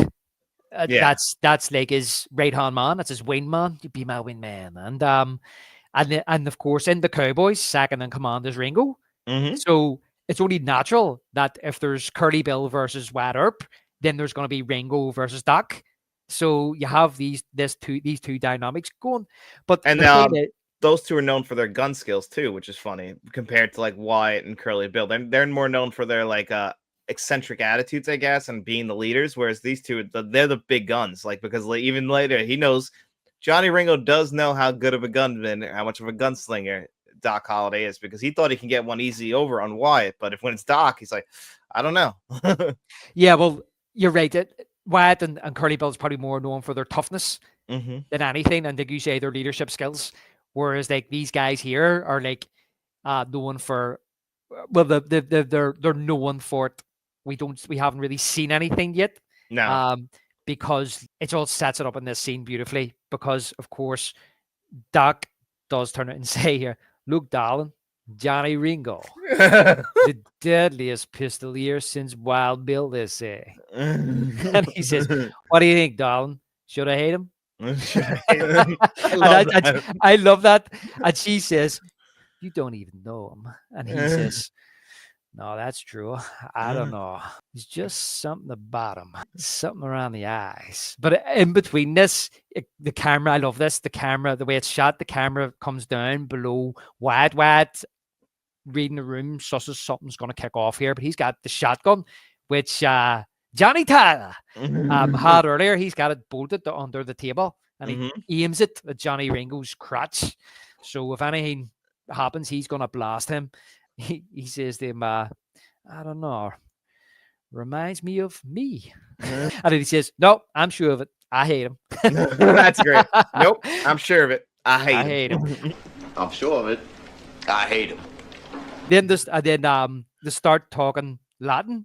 But I love this because Doc is so cocky. He thinks that he's the only one in the room that speaks Latin. And of course, when he says something in Latin, and I can't remember what it is he says. I did read it somewhere.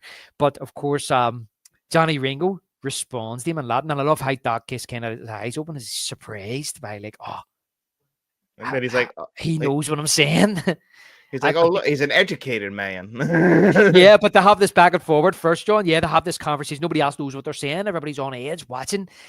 Even the actors and the actors, they're all, this is better than anything they've ever seen on stage. Right? Anything they've ever done on stage, because it's real. And yeah, of course, then he turns and his girl, and he says, "Evidently, Mr. Ringo is an educated man.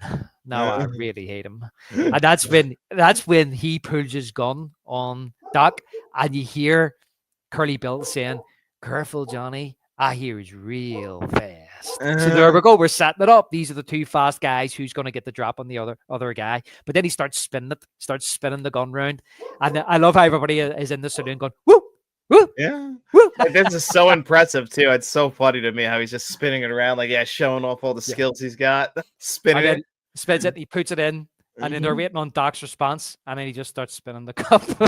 And basically does everything he did back, moving his head back and forth too, which is so funny. And he puts it in. He puts it in like an invisible holster. Yep, and just holds it there. Oh, it's there, and everybody starts laughing and clapping. Even Billy Zane's going, "Bravo, bravo!" Yep, and you can't do nothing after that. That's why they just got to back out and leave. Yeah, well, even then, Johnny laughs, or sorry, Curly Bill laughs, and then Johnny kind of cracks a smile as if, "Yeah, you're right," you know. And I love how like Curly Bill goes over to the bar and goes, "Drinks are on me," and throws the $500 up. You know, he's such a great guy, isn't he? Yep, and that's what they're trying to show you. Like, he knows how to manage the people. Like, they'll forget about this because they're going to be drinking. Yeah, he's trying to keep everybody sweet, and because of that, look, maybe he's relieved as well that nothing kicked off, really, Yeah, you don't really need that. Yeah, exactly. And of course, that's when we go into this next scene, John, which you can, if you want, you can elaborate on this now, because this is where Wyatt bumps into Josephine when he's out riding his horse. And he says, "Oh, I didn't really introduce myself." And she says, "Wyatt Earp." And he's like, "You're Josephine." I can't remember her surname.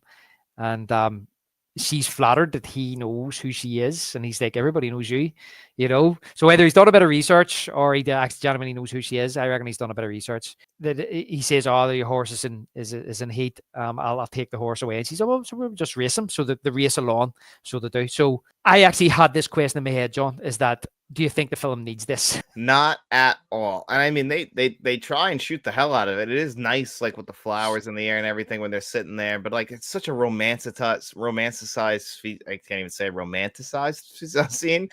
And like, I get it. They're trying to show how Wyatt is, like the human nature. She's asking all these personal questions about him that you wouldn't hear from this big tough guy. Like, I get what they're going for. I don't need this in this movie at all. And I don't really even think that they have good chemistry. Yeah, I know. I just looking to see what some of my notes were here, because I didn't take too many notes for this scene, because I did write down that that the film could do without this, and it was something I was going to ask you, John. And from what I find in this scene, she's very forward, which I don't think was of the time, pressing him about what he wants. Maybe she sees something in him that he's not happy, because she does ask, but she knows that he's married, because she's actually with Sheriff Behan, and Behan actually, she asks, who's that man sitting at the poker table in the previous scene, and he says, oh, it's Wyatt Earp. He's a lawman from Kansas City or something, and she goes, oh, lawman, and he then says, oh, and he's married, so she knows he's married, and she sees him sitting with his wife in the theater as well, I think, and so she asks the question about, are you married? And I think she near asked him as well, are you happy? But you're right, it just seems an unrealistic conversation. She's just very forward. And then she lays out her plans of what she wants her life to be, just to be room service and all this. And it kind of gets him thinking about what does he want his life to be? Yeah, which is interesting. I did like how they kind of led it to the point that he's like, she asked him what his dream is, like, and he basically just said, oh, family and kids, like almost like the stock answer, like that's what you're supposed to do in life, is have a family and kids, and that's what I want, that's what I'm chasing. And she basically said, that's not what I'm interested in, and I don't think that's really what you are as well, because you don't seem like that's, you have a wife and you're just kind of doing this. It doesn't seem like it suits you. So she kind of plays it like saying that, well, this is what I love, like this is what I imagine my dream being is, room service, traveling the world essentially. Yeah, exactly. And that's the thing. This kind of ties into the next scene. It's what I was saying earlier about, if you don't have the this subplot, then you don't have the Maddie subplot, because the tying together, and it's trying to give you this kind of emotional kind of thread through the movie about his personal life and about what does he want out of life, right? And the thing is that when he goes back to his drugged up wife, he actually says to her, repeats what Josephine had said about what she wants to do with her life, and Maddie doesn't get it. She doesn't understand it. She just she laughs, and he actually feels embarrassed and says, act nothing, I'm just thinking out loud. So he kind of retracts as if it was a joke, and you see her, she lies back and she's just out of it, and he lies back and you see him just thinking. So he's just came to this realization, what he came to Tombstone for, that's not what he wants out of life. Yeah, which I like the movie asking I like movies asking that question. I just don't know if it fits necessarily in this movie, or especially like it just feels very uneven. But I do love that aspect, because it's a very human thing to ask. Like, people always think they know what they want, and then sometimes they actually get it and they realize it's too late. I never wanted this to begin with. Yeah, exactly. So there is that emotional kind of thread there. Like you say, I just don't think it works very well. It's brought up again later on as well as the movie goes on. We'll get to that. Yeah. But the next scene is the Oriental, and it's Doc is playing the piano. I just love this guy, man. I just love this guy. I he's absolutely brilliant, and I love. And even though she's bad for him, Big Nose Kate, and he kind of knows she's bad for him, but he's going along with it because he's thinking, how long have I got anyway? Well, that's like his big thing about Doc Holliday, I think, and also in real life, right? Is that he just kind of at some point just gave into all his vices because he just knew he was going to die. Like, that's kind of, I think, what old people would do if they knew they were going to die. Like, why have I been holding back? Might as well enjoy myself now. Yeah, well, he was a dentist by trade, but he couldn't play his trade because he had TB. That sucks. Because he was coughing all over the patients. Yeah, you probably can't do that with their mouth open. No. So the next thing was, well, what am I going to do? He thought, well, I can gamble, and that's when he gambled, and then it was kind of because he knew that he didn't know how long he had. He started drinking and becoming reckless, and they said that's what made him more dangerous, because he was basically had a death wish, or he was a dead man walking. How do you intimidate somebody who's not afraid of death? Like, if you take that out of the equation, it's like, you're gonna lose because that guy's willing to die. Are you willing to meet that? Exactly. He didn't know if that was going to be his last day on this earth, so he lived every day like it was his last day. He had no fear, and apparently that's true about Doc Holliday in real life, and that's why he was so deadly and so fearless, because he kind of confronted death. He was staring death in the face every day. So, but I love that she's kind of laying on his back, listening to him, and then you have that cowboy come over and starts querying about what's he playing on the piano. I just love it. It's brilliant. It's so funny. It's not something you expect Doc to be doing, sitting playing the piano. No. And then it cuts to the opium den, and Curly Bill emerges from the tent high, and he starts shooting up the town, shooting at the moon and howling like a wolf. And the sheriff then asks the marshal to do something. But the thing is, the sheriff goes into the Oriental and he says, somebody's got to do something. And he looks at Wyatt. Now, here's my biggest problem with this is because, you know, they know he's high. And now this is when they choose to like make a show of it. Like, oh, someone's got to do something about this. It's like, I think Wyatt or one of them says, just leave him be. Like, and that's kind of like how I would be, is like, just leave him alone. Like, you know, like at some point, like it's stupid, but we've kind of come this far already with him, and you know he's high. Maybe not the time to confront him. But the sheriff's trying to bait Wyatt. Yeah, that's true too. He's trying to get him to do the job, but he doesn't. Yeah, because he comes in and he looks at Wyatt and says, somebody's got to do something. And then I don't know what Wyatt, I think Wyatt just kind of shakes his head or something. Or I don't know, he does something. He does some kind of gesture. And then the next thing was, like, because Fred White's the marshal, he's like, well, I'm the marshal. Guess I got to do something. And that's when he says, well, why don't you just leave it? And he says, no, I have to do something. And I was going to say about Fred White, sorry, the actor earlier, he died, as you said, 2012, was it? Did you say? Yeah. 2012, so he's 70 odd years of age in this. Yeah, he's 70 odd. So he goes out anyway to confront Curly Bill there. Curly Bill. Yeah, I just want to find where I am here. Sorry. And Curly Bill shoots him. Now, look, apparently the gun went off, but in this movie, he spins the guns and he's pressing the trigger. Do you think that's intentional though? Because I thought that the way that he like reacts is like it was like more of a surprise that he did it, and he's so high, like you can believe that it was like kind of an accident. Yeah, I think it's meant to confuse you, but it looks to me like he done it on purpose, and then he acted like he didn't mean to, or that that's. But it looks like to me. Yeah, it's just tough to know how high he is in that situation because he just literally walked out of the den. No. Listen, it clearly shows he is fairly high. I mean, he's shooting at the moon, and then he starts shooting at people, just passing them and stuff like that. But it looks to me like it's one of the way he turned the gun, and I mean, why didn't he just hand the gun over? That's true. Why did he spin him like that? He spun them like that. When I was very young, when I was in the States, one of the souvenirs I brought back was a Western toy gun, and my dad showed me a trick of how to spin the gun round, where like I would pretend like I could hand it as if I'm handing it to you, and I spin it round. Did you do that? I can do it. That's awesome. So it's like I'm giving you the handle and I can spin it round. No, I haven't done it in years. I used to do it all the time when I was a kid. I say get a real gun and try right now. Yeah, I know a real gun probably be a lot heavier, so I don't know. I've never had a real gun before. But yeah, there's a way of doing it. I don't know if it's been years since done it. But what I'm saying is the way he spun them guns round to give them to him always reminds me of that. But he doesn't spin them back round again. He just pulls the trigger. Why is his finger on the trigger if he's holding the hand not over? I just think he done it on purpose. He knew what he was doing. He was doing him under a false sense of security because Fred White had the drop on him. Fred White come out and says, shouts, Curly Bill, and he turns and he's there. You got to hand him over. Now, okay, Curly Bill could have opened fire, but he lured him into a false sense of security. And they're certain that Fred White put his gun away, didn't he? And then he fires. So he lured him into a false sense of security, and I believe he shot him in the heart, through the chest, and then he acted as if, I didn't mean to. Yeah, which I think it's supposed to set the confusion up in the town to how people react to this, because like half the town's like, trying to like stop them from taking him, and then the other ones want him hung right then and there. And that's where like, the law has to come in. Yeah. Now that's not to say that the drugs didn't impair his kind of like his judgment. It's judgment. Yeah, of course. Exactly. If he had been sober, you know what I mean, maybe he wouldn't have even done that. He would have just tried to talk Fred out of it, went, look, I'll leave or whatever. But anyway, so yeah, you're right. They come out but Wyatt comes out and hits him with a pistol. So Wyatt now has involved himself. And like you say, the locals want to hang him, and the lawman and Wyatt is like, look, you aren't, he's going to stand trial. This is what's going to happen here. And then of course the cowboys come over, and they're kind of like, you cut him loose. It's Egg. Clayton comes out and says, cut him loose.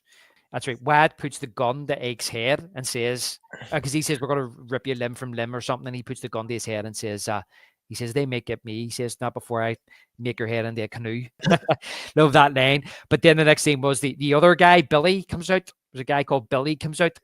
And he says he's bluffing, and Nick says he's not bluffing. Billy, get back! And I love this. As I say about that last scene was my favorite scene, but this is another part of this movie that I love. The next minute, Doc comes out with his gun and says, "And you, music lover, Music lover. music lover." Says, "You're next." And he even turns and says, "The drunk piano player." Uh, He says, "Yeah, you're that drunk. You're probably seeing double." And I love how Doc pulls both oh, guns and says, "There, I have two guns for both of you." Yeah, then Morgan and Virgil come on the scene with their shotguns and they break it up. So they do. Mhm. great scene. This whole scene was great. It's a brilliant scene, mate. But then they cut the next day to the Oriental, and they're playing pool. And Wyatt explains that the case was dismissed due to no witnesses to a murder. And he suggests opening their own place. And then the mayor arrives again, requesting that they take up law positions in Tombstone. But you can clearly see here, John, that Virgil is starting to become conflicted about his role in Tombstone with all this lawlessness going on. Probably thinking, how can we open our own place when all this is going on? Exactly. Like you're no better than them then. Yeah, because he's like the straightforward one. Like he just you could just see that he's on that path to doing what he's gonna do. Yeah, but you see him when Wyatt suggests about, look, we can make a fortune and make it like bandits. We'll open our own place.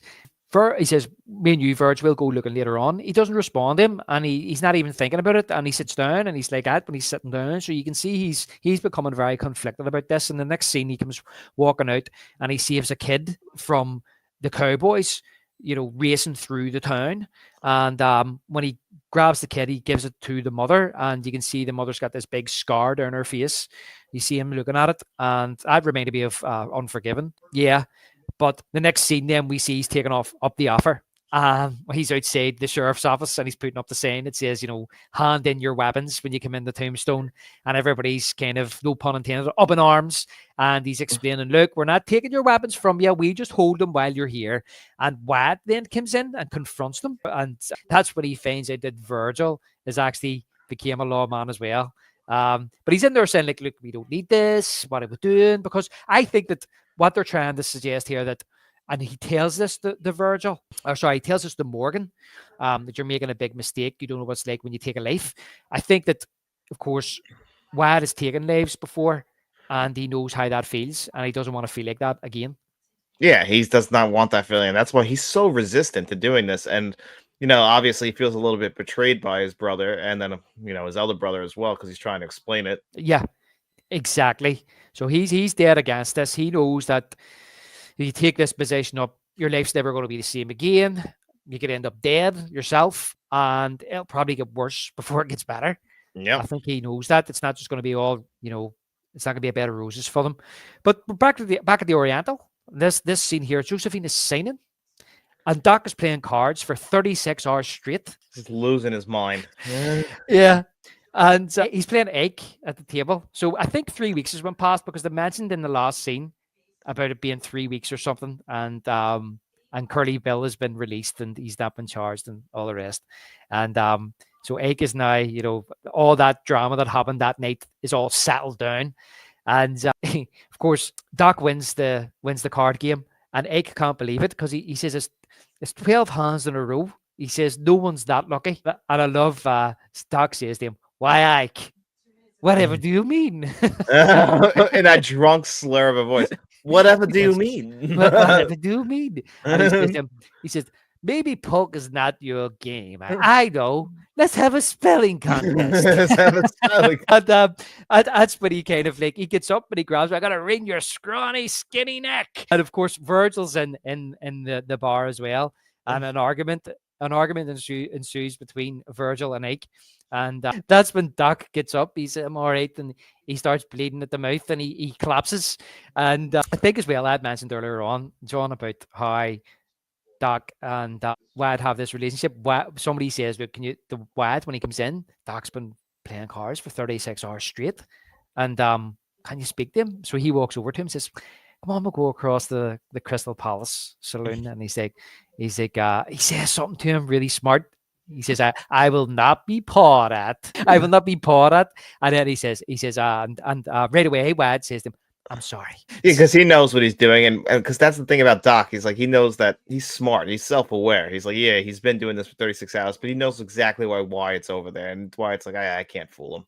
Yeah, he's like, I have not even begun. I have not even begun. And anyway, he collapses. And I love how Ike says the milk the barman. He says he says, what's wrong with him? And he says, longer. And he says, Uh-huh. well, I hope you die. But Ike, as I say, he hits the bartender, and then he threatens the Earps. And Virgil hears this and hits Ike and drags him away. And the next morning in the town jail, when Ike's leaving, Wyatt has a confrontation with one of the cowboys.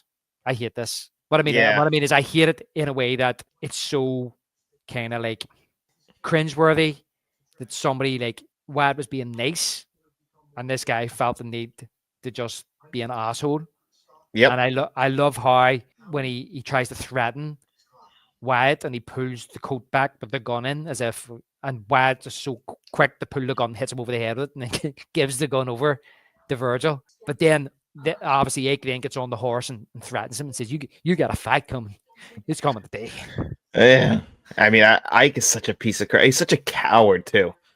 Yeah, you know what? This is one part of this film, mate, that basically that we'll get there, but I'll just say it now. I hate the fact that he gets away and they let him get away so many times.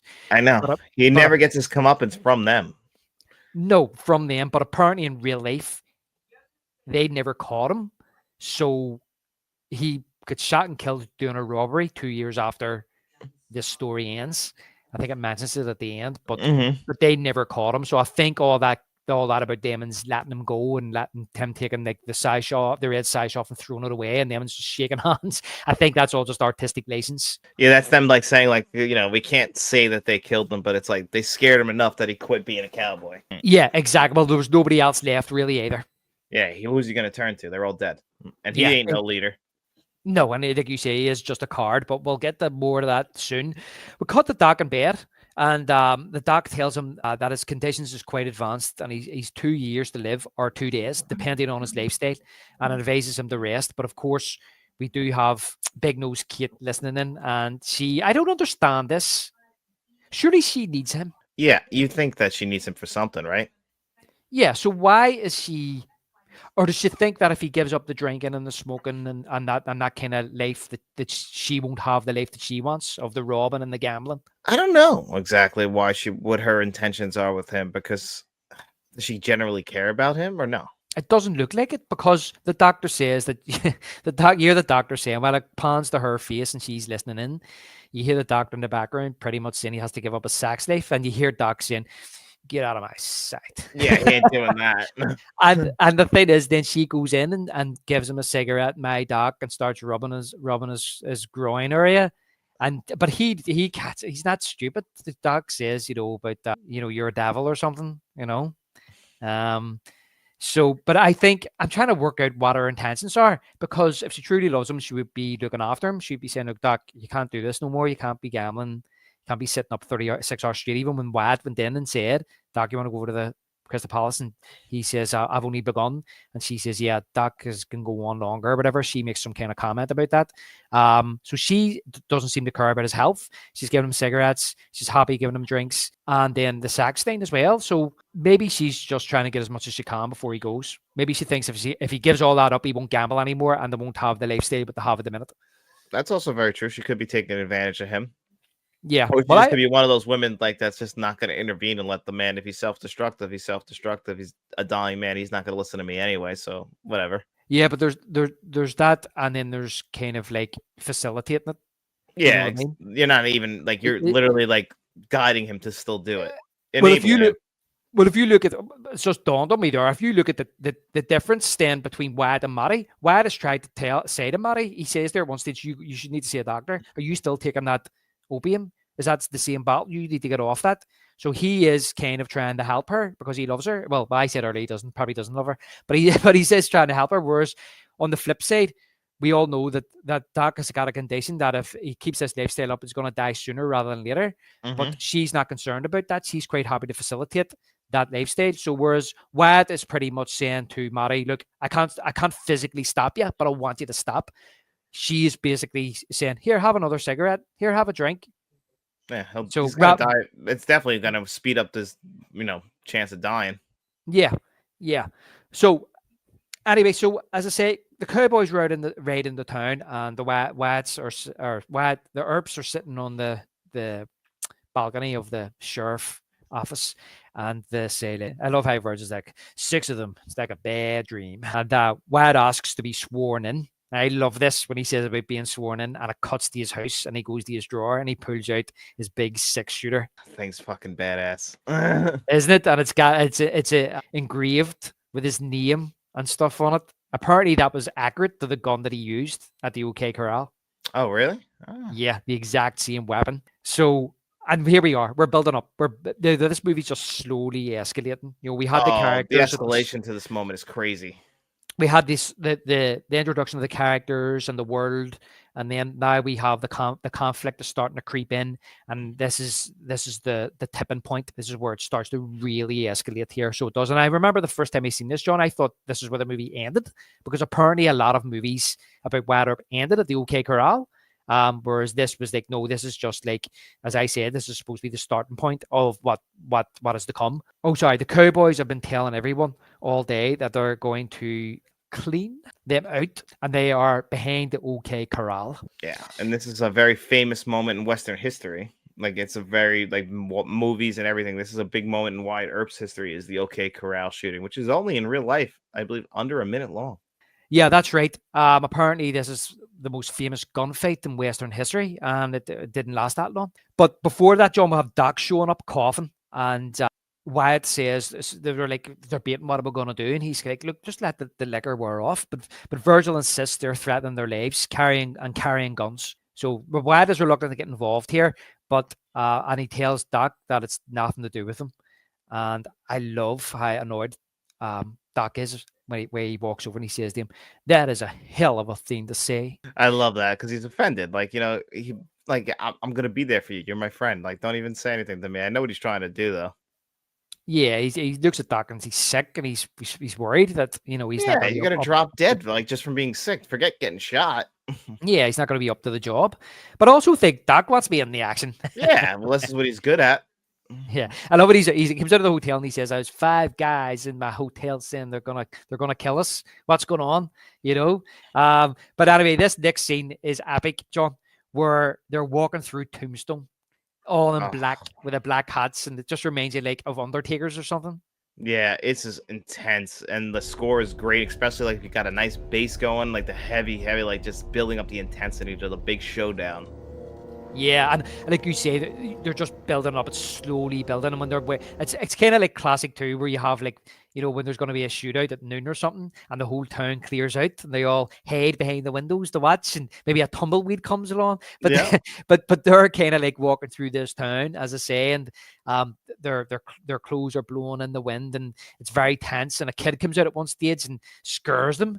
And I love that. I love how they're walking down there with an intensity of fear as well. Yeah, because this sets the mood. Like, you should fear these guys.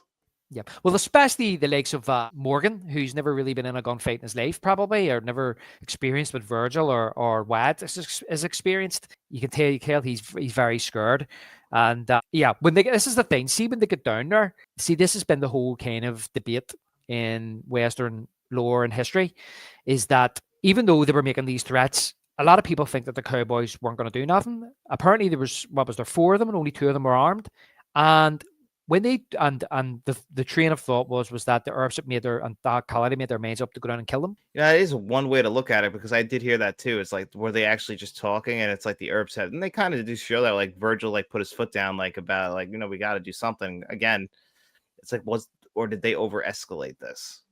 Well, the thing is that it kind of shows them on the porch debating it, and it's kind of like, get them before they get us. It's almost like fear from Virgil. It's paranoia from Virgil. They're gonna, and yeah, if somebody's sticking a gun in your face and saying, "I'm gonna kill you," you know what I mean, and that it could happen. The thing that tells me that the movie it does leave it kind of a wee bit ambiguous is because when they do go down to the corral, now whether or not the cowboys were going to come back, right?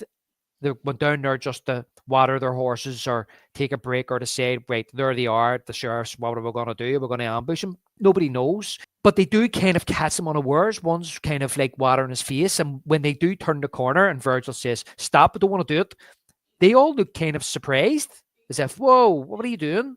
Yeah, we weren't going to actually do anything. We're just over here hanging out.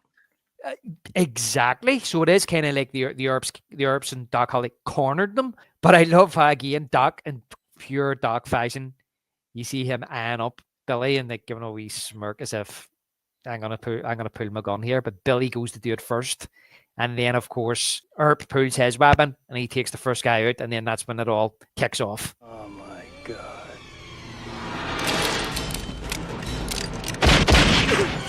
Yep, which is a great action sequence in the movie itself. I love it. Great shots. Like, I love, of course, Ike being the coward that he is. He gets behind them. You know, he could have just got out of there, Ike, but he had to come back because that's what he is. He's a piece of crap human. Yeah. Well, he run up to Wad and he was just like, I'm unarmed. Yeah. And apparently that happened in real life. Well, that really happened. Where like Wad, or he says to him, the fight's commenced. He says to him, fight or get out of here. But then he runs into it's like a photography place beside them and then starts shooting out the window. I love Doc when he starts shooting out the window, the way he's got the 2 6-shooters out and he's got the head down, he's running, he's firing over his head just at anything. He's not even he doesn't know if he's hitting anything or not. No, he doesn't care. He's just firing all over the place. So he is. By the time it's over, I think there's 3 cowboys dead and Ike has got away again. I think, is it the who comes out? Behan comes out. They arrest him. Yeah, and then this is one of my favorite lines from Wyatt. It's like, I don't think I'm going to let you arrest me today. Yeah, exactly. And then the next scene is you see the waves come up because Josephine comes out of the place where they're taking the photographs. And again, Wyatt and her just stand staring at each other. Wyatt's wife comes around and the corner and sees this and she just walks off. But I love that shot of kind of like how Virgil's wife comes to him. Virgil's been injured. He's been shot. And Morgan's been injured. I think he's been shot on the knee or in the leg. And but their 2 waves come over and hug them, whereas Wads turns and walks off and leaves him standing by himself. But I do like how it shows you then Doc and Wyatt walking through the crowds as if, you know, these 2 men have just walked into the legendary status right now, and the way the music and all's playing. Yep, well, that's it. That's one of the biggest moments in Western history. Like you said, a legend that still lives on. Yeah. And then, of course, we cut to the coffins being carried through Tombstone. I have to say that last guy that was shot, the last coffin, reminded me of Freddie Mercury. He looks like it. Man, nice caskets back in the day. Yeah, I like that glass and all in them. Yeah, like you don't get that now. Like, you know, maybe it's because when they threw the dirt on it, it collapsed. Who knows? Who knows? Yeah, maybe. And also as well, just how they done the kind of makeup on the bodies in them days with the rosy cheeks. Yeah, it was a different time. Like, you know, they probably didn't have the makeup we have today. They're like probably didn't know how to embalm them like that. I don't know. Yeah, probably did. Different things. Right. Yeah, very different. And the cowboys are walking through the town with a banner saying "murdered" on it to the cemetery. Murdered in the streets of Tombstone. And of course, Wyatt is watching this, and he goes back on his porch, and Morgan confesses to Wyatt that he says, "You're right. It's not like I thought. I almost wish." And Wyatt cuts him off and says, "I know." So exactly what Wyatt told him. Killing a man isn't romantic or glamorous. Nope, it's not. And this is what happens. And they got hurt, messed up pretty bad, both of them. Obviously, Wyatt's fine. Yeah, well, they've ruined their, you know, obviously hindsight is 2020, but they've split the town now. You know, their reputations are preceding them. Whereas when they first came in, everybody was, even though the Cowboys were a bit of a cancer to the town, now there's a split of, we don't like you, you know, you done this, and then there's probably people on the Earp side saying, well, he's deserved it because of the way he's were behaving. So they've split the town in 2 here, and it's a spring day.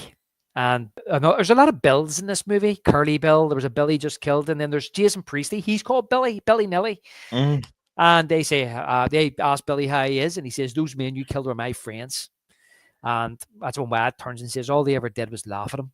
And then Ringo appears on the scene drunk. Now, this is another great scene. One of the most famous lines comes up right here for the first time. Yeah, I love this. "I want your blood. I want your blood. and I want your soul. And then he says, "Don't any of you have the guts to play for blood?" Yep, and this And is where we got this is one that I love. Like, this is obviously one of the most famous lines. I'll be your Huckleberry. I'm your Huckleberry. That's just my game. amazing. I just love Doc's having the shave. So he is, Ye- and then he sees this going on, and then when he threatens Demons, he stands up and he's like, "I'm your Huckleberry." Doesn't that look And so peaceful, by the way, getting a shave like out on the porch like that? If it wasn't for all the gunfire going on. yeah, with a cutthroat razor. Yeah, I mean, you can actually, I'd be a little nervous about that with everything that happens in the streets of Tombstone. Like, what if the guy gets startled? Yeah, by one of the cowboys shooting the place up, or a horse or something, started by a snake, and then give it a big, and you're like, oh shit. Yeah, you better have a steady hand and nerves of steel. Yeah, exactly. But you're right. He comes out and he says to him, "That's just my game." And I love how Michael Biehn, because he's drunk, he's like, "All right." He's like, "Say when." And Curly Bill stops Ringo and he tells him that now ain't the time. But you're right about having the shave, because Doc goes back and gives a stretch out and goes, "Proceed." Sits back down, crosses his feet again. Proceed. Proceed. Yep. And we cut to a stormy night. And this is where I mentioned earlier on about Biehn tells Josephine that one man will be in charge of Tombstone. Be happy to know him after tonight. And Josephine then goes to the waves of the Earps. They warn them, and somebody then shoots up their home. Now, apparently, this never happened in real life. This didn't happen? This didn't happen. Okay. Yeah, and I actually really like this scene too. The lightning looks crazy outside, and then obviously the gunfire is timed up with the thunder. Yeah, it's really nice. It's really nice to see these. Well, that's one thing I actually like about this movie, John, because I like how they set the scene for like these set pieces throughout the movie. It's not just always kind of like sunny and warm. They do different seasons throughout the film, and I think it really gives you the sense of time.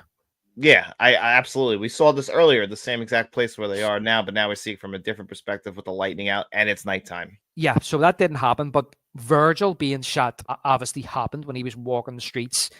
Morgan being shot happened later, not on the same night. So they've condensed this just for the movie. But they're in the Oriental, and Wyatt and Morgan are sitting there, and then Virgil enters and he collapses.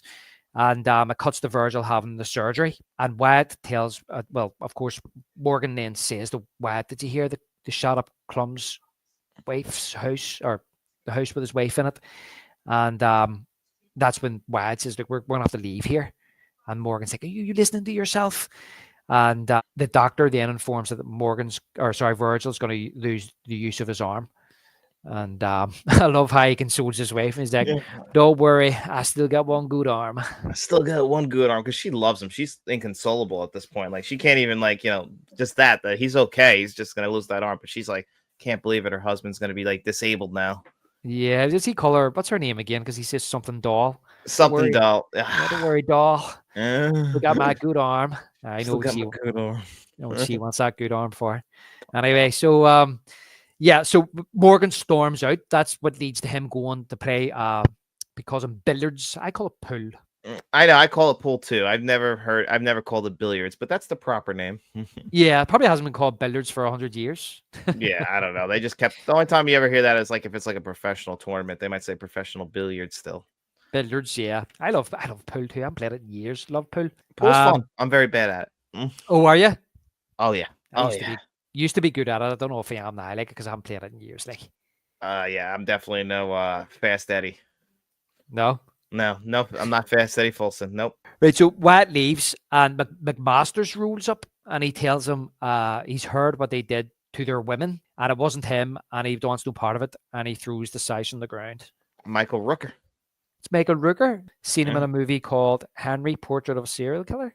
Yeah, that's what he's most famous for. For me, he'll always be Rowdy Burns from Days of Thunder. Yeah, do you know I've never seen Days of Thunder?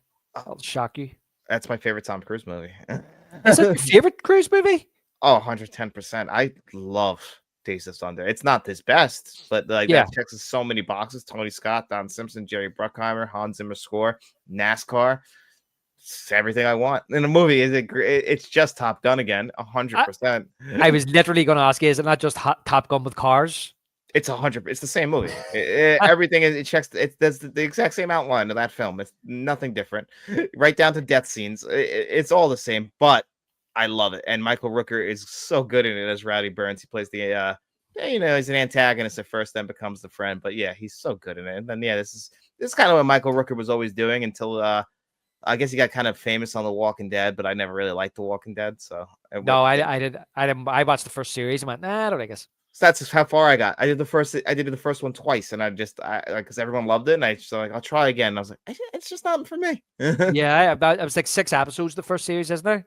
Yeah, and I watched them and got the end of it and went, zombies. Yeah, yeah, It's exactly. not really. It's not really a genre of mine that I like, John. Zombie genres. Me neither. It's never been something that like. There's a few films in there that like, okay, I like it, but it's not one where I have to watch every zombie film or show like where people have like this obsession with them. It's just never been there for me like that. I watched them once and go, same old stuff. Exactly, same thing. Same thing.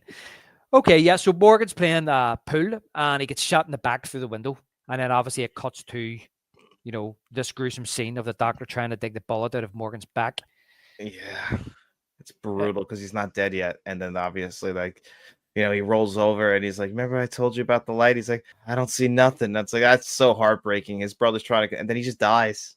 He just dies. It's a horrific scene, and that's one thing that I say about this movie is that about how uneven sometimes it feels, John, is because scenes like this are absolutely amazing, and then there's other scenes. I feel as if the first 2/3 or the first 3/4 of this movie is like amazing.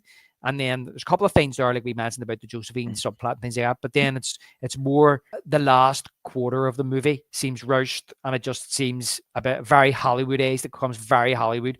But this scene here is horrific, and I think everybody does a great job acting. And I have that line written down too, mate, that you just said there. He says, "I can't see a damn thing," and he dies, and then. Yeah, like he didn't have any closure at the end or any like sense of comfort. It's a sad ending for his character. Yeah, it really is. Being the younger brother as well, and apparently Wyatt and him were very close as well. And Wyatt takes it pretty bad. I love how when he's leaving, he's got the blood on his hands, and then, to me, that's more symbolism than anything. It's like he's literally got his brother's blood on his hands. But it's symbolism as well. Bill Paxton's perfect casting for that because Bill Paxton is literally the guy who could play that innocent one like perfectly. Like, because he's just naturally an innocent person, Bill Paxton. So every time you see him, he's got that like vulnerability to him. And it's like of all the brothers to die, like it's like Wyatt's the tough one. Virgil's like right there with him, and then it's like the innocent younger brother is Morgan, and like he's the one who gets killed. And the tragic thing is that whether this is real life or happening. No, but what I mean is you're right. You're right in what you're saying about their characterizations. But what I'm saying is whether or not this is what happened in real life, Wyatt is always warning him against doing it. And when he does it, even when he he says, "Not you too," and he's got the bars, he's like, hell no. That's what's tragic about it too. It could have been totally avoided if he had have took Wyatt's advice. And it shows you that in an earlier scene when he says about killing a man, and he says, "You're right. It's not what I thought it would be." He looks up to his older brothers for being these lawmen, but it's romanticized in his head, in his mind, in his eyes, and he realizes that it's not romantic at all. It's ugly, and then he suffers the ultimate consequence of his actions by being murdered himself. Yeah, which happened all the time in the West. It happened all the time. The people that killed other people ended up being killed themselves by someone else who revenge or somebody who, because I had a name. It's funny how we say I killed such and such.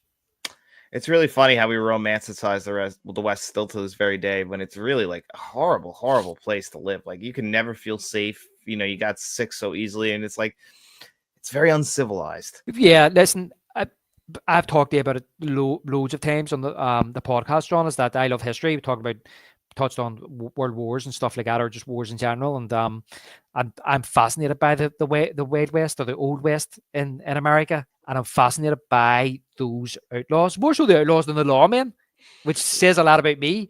But it's the same with a lot of people, and like you say, I think that, and I don't mean to be cheeky here, I just think that there's an awful lot of Americans idolize outlaws, and I find that a bit puzzling. Blaze an outlaw. I mean, it's a it- reflection through American history that still lives to this very day. yeah. Like the people who do get it's romanticized. It's almost like it's just like somebody who's almost cool. Like everyone always kind of leans towards the cool guy, not actually towards the person that's doing right. Yeah, and because like you say, a lot of these guys, look, I love the story of Billy the Kid, right? I've loads of books on Billy the Kid, but the thing is that the guy was a murderer. Mhm. He murdered people, and the only thing I could put it down to, mate, is that your country is like 250 years old, right? Mhm. And I think it's because your country is so relatively young in the grand scheme of things that your history, in a sense, is so young. It's maybe why some of these figures and characters are kind of like held up in that regard. It's kind of, let's remember these guys because these are the guys that kind of built where we are today, even though they might be bad guys. Yeah, that's a very good point. I mean, there's a lot of nasty stuff in American history, and it's all through a very short time. It's not like it's thousands of years ago. Listen, it doesn't matter where you are, it doesn't matter what country, and every country has terrible history. If you look into even the medieval times and everything else, even if you look into Ireland, where I'm from, if you look into our history over here about getting independence from Britain and everything else leading up to the modern troubles, as I say, every country has a dodgy past. You know what I mean? I don't think it just applies to the United States, but I'm just saying that I think that because your country's relatively young is why, you know what I mean? You don't have a history that goes back thousands of years. That's That true. Do you know what I mean? Which is why a lot of these guys are remembered in the way they're remembered to this day. Do you know what I mean? Exactly. It's also just the human condition. Humans are very flawed. None of us are perfect, and that's exactly why you could see how history throughout reflects the entire planet. A lot of war and death. It is sad. It is very sad, mate. Yeah, so he goes out in the rain, distraught with the blood on his hands, as if, and I always look for symbolism here. It's raining. Is he being cleansed? The blood isn't washing off his hands. He can't get it off. Is that what it's showing? It's kind of showing it doesn't matter. This stain will never go away. And by the end of Mm-mm. the scene, he's rubbing it on his white shirt to try and get it off. It's not coming off. But of course, Josephine comes out and he tells her to get away. He says, "Can you not see what's happening here? Get away from me." In other words, I read that like he's saying, I'm no good. It's Mhm. going to happen to you if you come near me. And his wife again, she sees this and then turns her back on him and walks off again. Yeah, she's like just done with him. Let him have his moment by himself. I'm gonna go get high Yeah, alone. yeah. But do you think by this stage he's actually having an affair with Josephine? They're just not actually they haven't showed it in the movie or it's been cut out. Yeah, this has been cut out 100%. They have a relationship by this point already. Yeah, yeah.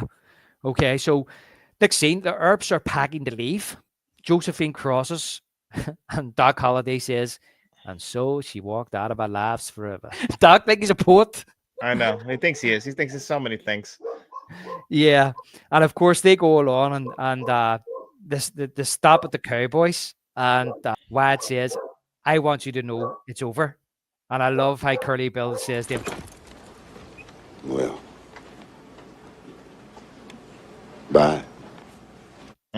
Well, bye. Like, no, okay. See you later then. "All right, like I don't care, Mhm. see ye."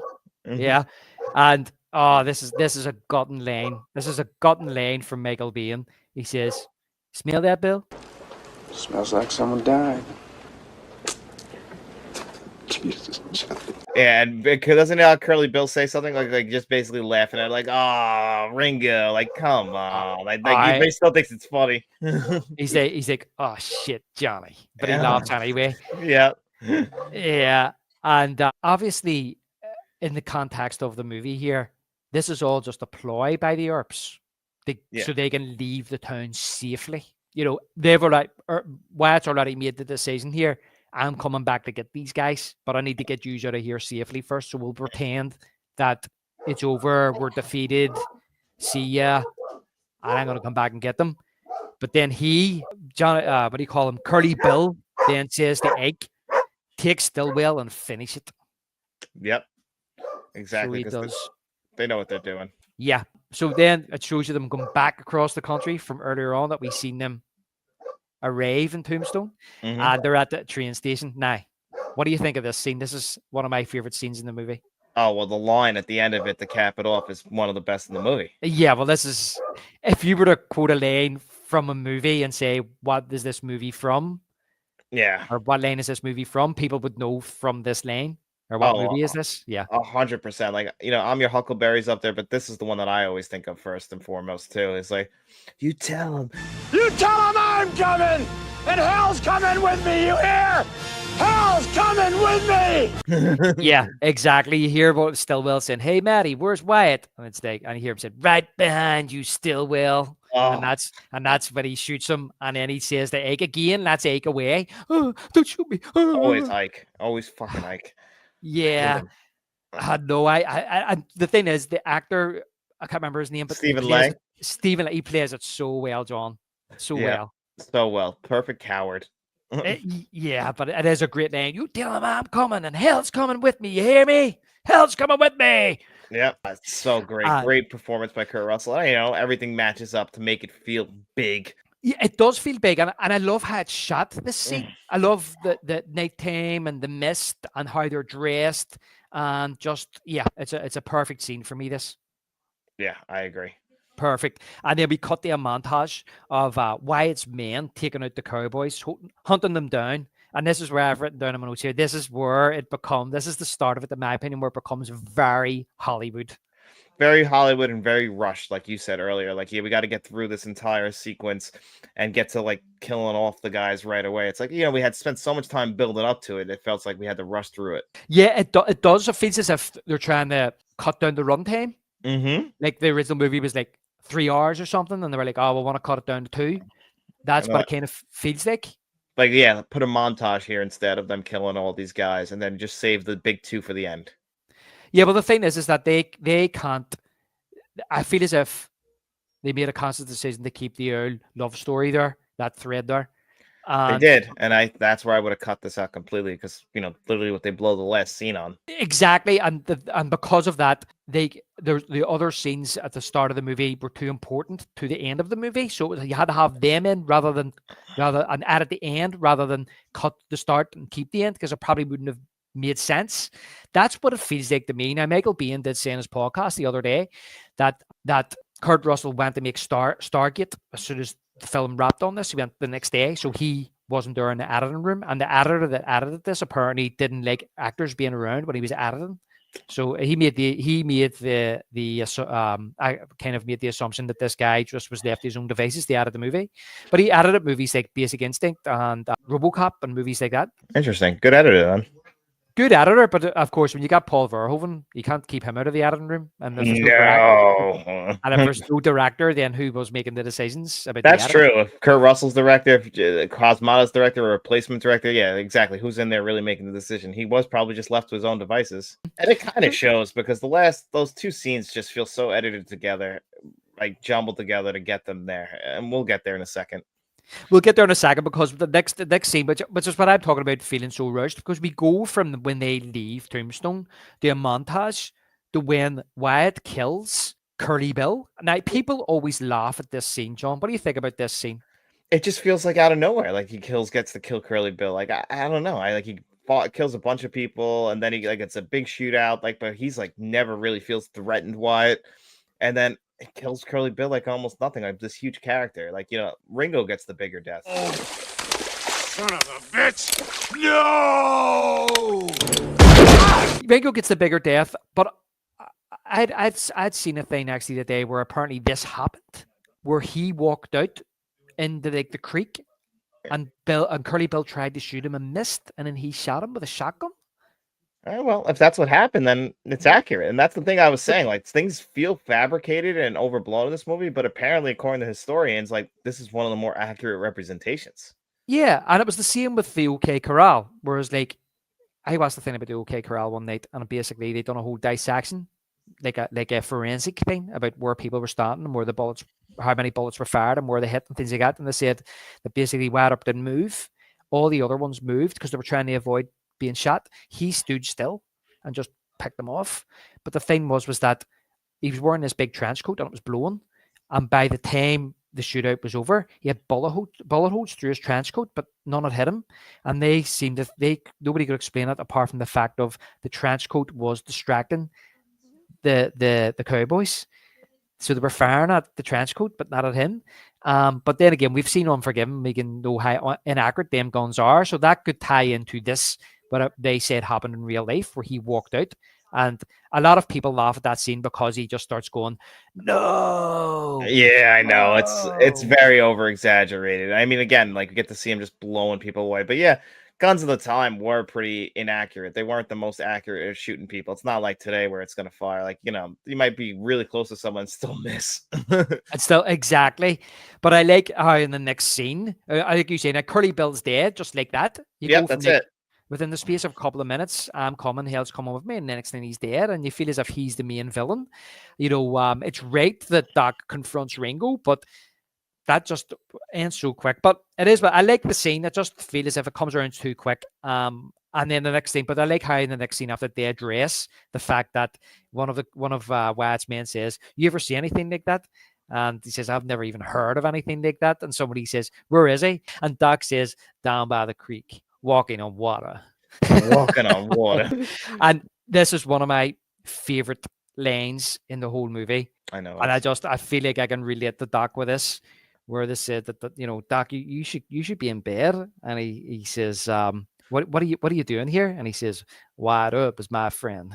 I know. And one of the other guys says, "Well, hell, I got lots of friends." And he says, "I don't."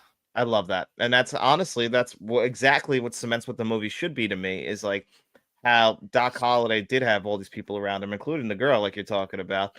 And he never felt like anyone truly cared about him except for Wyatt Earp. And he considered him his one true friend. And he's like, that's why I would do that for him, because he is like, you might have all these friends. I don't have that. That's the only Yeah. friend I'd do that for. And not only that, like, because he has got this disease, everybody's like making derogatory comments to him, and Wyatt's probably the only person that treats him with a bit of respect. And even the way Big Nose Kate treats him, he knows the way she's treating him isn't even right either. So the woman he's supposed to love him, he probably knows deep down she doesn't love me. She's just using me for what she can get out of me. Exactly. And this ties into exactly, you're right about Big Nose Kate. Exactly. Like I'm wrong in the way I'm reading it, because he knows, and he probably knows what she is too, like how she's using him. Like maybe they're both getting something from it. Yeah, well, I think he's kind of using her too, because in the movie she's a good looking woman, you know what I mean? And you seen earlier on in the bedroom, she starts rubbing his groin. Is like, yeah, okay. He's probably thinking, what other woman's gonna want to touch me? I'm dying of tuberculosis here. Like, yeah, I need to, and I need this. So, like, okay, yeah, I scratch your back, you touch my junk, kind of thing. It's an unsilent. It's a silent agreement. Sorry, a silent agreement. Cut to the theater stagecoach is coming along, and Billy Zane is dead. Yeah, this is sad. It is sad because, like, it just shows you, like, as well as that, Billy Zane didn't do anything to anybody. No, and actually, and the way she lays it out for all of them, how she says it, like, he just wanted to bring some kind of culture to you guys, some entertainment, and you guys killed him for it. It's like, yeah, that is fucked up. Yeah, and like you said about earlier on, John, it just shows you about how fucked up the times was. Like, you couldn't even do something like that. Like, a little bit of entertainment from these guys just being drunks all the time. It's all he's trying to do, and this is what he gets rewarded for. Like, you got to be worried about that at all times. Yeah, a wee bit of levity in the people's lives. Yeah. And I like how Billy Nilly, kind of like, he's heartbroken. He touches his hand, squeezes his hand, and turns, and he's just like, I can't do this anymore. And he leaves the Cowboys. I don't blame him. Yeah, because this is like, because that was like his, like, because for him, he kind of probably feels like that's what the life I would probably want to live was with these guys, but I ended up with these fucks. Yeah, so he's got a wee mini arc there where he's, but just good. I like that wee touch in the movie, to be honest with you. Me too. I think that's kind of like something for the film fans, like, because, like, he kind of like represents the people who like art, like, but you live in a time where, like, art's not respected at all. Yeah. So I feel like that was like us, like, it's like, what am I doing here? I'm hanging out. I want to go, like, watch plays. Like, it would be like us. Like, I want to go watch movies. I don't want to, like, be out here with these guys getting drunk every night. Yeah, but he's looking at him and going, look how ugly. I was talking about how ugly things are. He's like, how ugly you are. You took something beautiful and shot it down. The only beautiful thing we had, you destroyed it. Why? Why? For nothing. And I'm going to end up like that, or I'm going to end up doing that to somebody else, and I don't want that. So he leaves. But next thing, we cut to Earp's men and they've got the wee telescope, and they can see Ringo and Bane are riding together, and he tells them there's 30 of them. So Wyatt says they need to need a place to hold up, and then Doc collapses again. And they go to Henry Hooker's ranch, and he tells them to put him up my place, as long as it's just for the night. Yeah. And that's Charlton Heston. Yep, Charlton Heston. That's Charlton Heston. But of course, conveniently, Josephine stops at Hooker's ranch to water their horses. How convenient. They just keep bumping into each other. Oh, I know. What are the chances? Countryside, yeah, exactly. And of course, Wyatt and Josephine reconcile. He says to her about telling her to go away when he was out in the rain, you know, that he was sorry. And she says, I forgive you as soon as you said it, which is a nice moment. Yeah, there's some nice moments. There's love there that they're trying to show us. Yeah, and he's like, really? And she's like, yeah. So, but I do really like this when the carriage is leaving, John, and you see the dusk, and you see like Wyatt walk out and watch it go away, and the music's playing. I really like that. Mm-hmm. Great, beautiful shot. Yeah. Okay, where am I? Is this the next scene where like we see Doc and Kurt Russell here? No, we're just a couple of scenes off that. So it's basically they're standing on the porch of Hooker's ranch, and they're like, what the hell's that? And it's one of Ringo's men drags a body to the ranch, and Wyatt and Creek Johnson and Texas Jack run to the body. It's McMaster's, and Ringo's goon says he wants to make sure Ringo got Wyatt's attention. He tells him he wants a straight fight, you and him, to settle this once and for all. Oak Grove at the mouth of Silver Stream Canyon, 7 o'clock. And then Wyatt shouts back to him, "I'll be there." And one of his guys says, "Are you crazy?" And he says, "I'll be there." And he looks at McMaster's and says, "It's not over." So it's that scene. Now, Michael Biehn says that he actually did shoot a scene where he went to the ranch where they were held up and confronted Charlton Heston, your man Hooker. I think his name's Henry Hooker. And Hooker. He says now Charlton Heston was a lot taller than me, he says, but we were nose to nose. And he was basically telling me, you're not getting past me.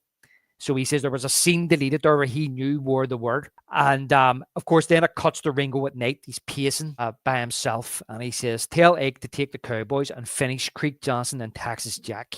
And Ike says to him, he'll not show. And he says, he'll show. So this is the scene. This is the scene now, mate, where there's like clouds in the sky. I like this shot too because it shows like clouds up in the sky. And in my mind, it's like heaven. It's waiting for Doc. That's true. He's on his last legs here. Yeah, that's what I read anyway. I could be reading too much into it. It's heaven and it's waiting for Doc. And this is where Wyatt talks to Doc. And this is the first time he says to Doc that he knows what he wants in life and who. This is where he's thinking about Josephine. And he asks him, what do you think Ringo wants? And he says, Ringo wants revenge for being born. Now, see, when I was watching this scene, John, know what it reminded me of? What? The scene where Christian Bale was talking to Michael Caine about the Joker in The Dark Knight. What does he want? That's a good point. Yeah, he's like basically trying to say, like, you know, he likes chaos. So, like, basically, this guy, Johnny Ringo, you know, there's no reasoning or nothing with him. You're going to have to either face it and kill him. Yeah, because I can't remember now, I didn't write down everything that he says in the scene, but he basically says that. It's like the same thing that the Joker wants. Doesn't want anything. He wants to hurt people. He wants chaos. He wants everybody else to be miserable like him. And, you know, and that's when he says to him about he wants revenge for being born. So I was watching that scene going, this reminds me of the scene in The Dark Knight. That's a good point. That's actually a very good way to think about it. Yeah.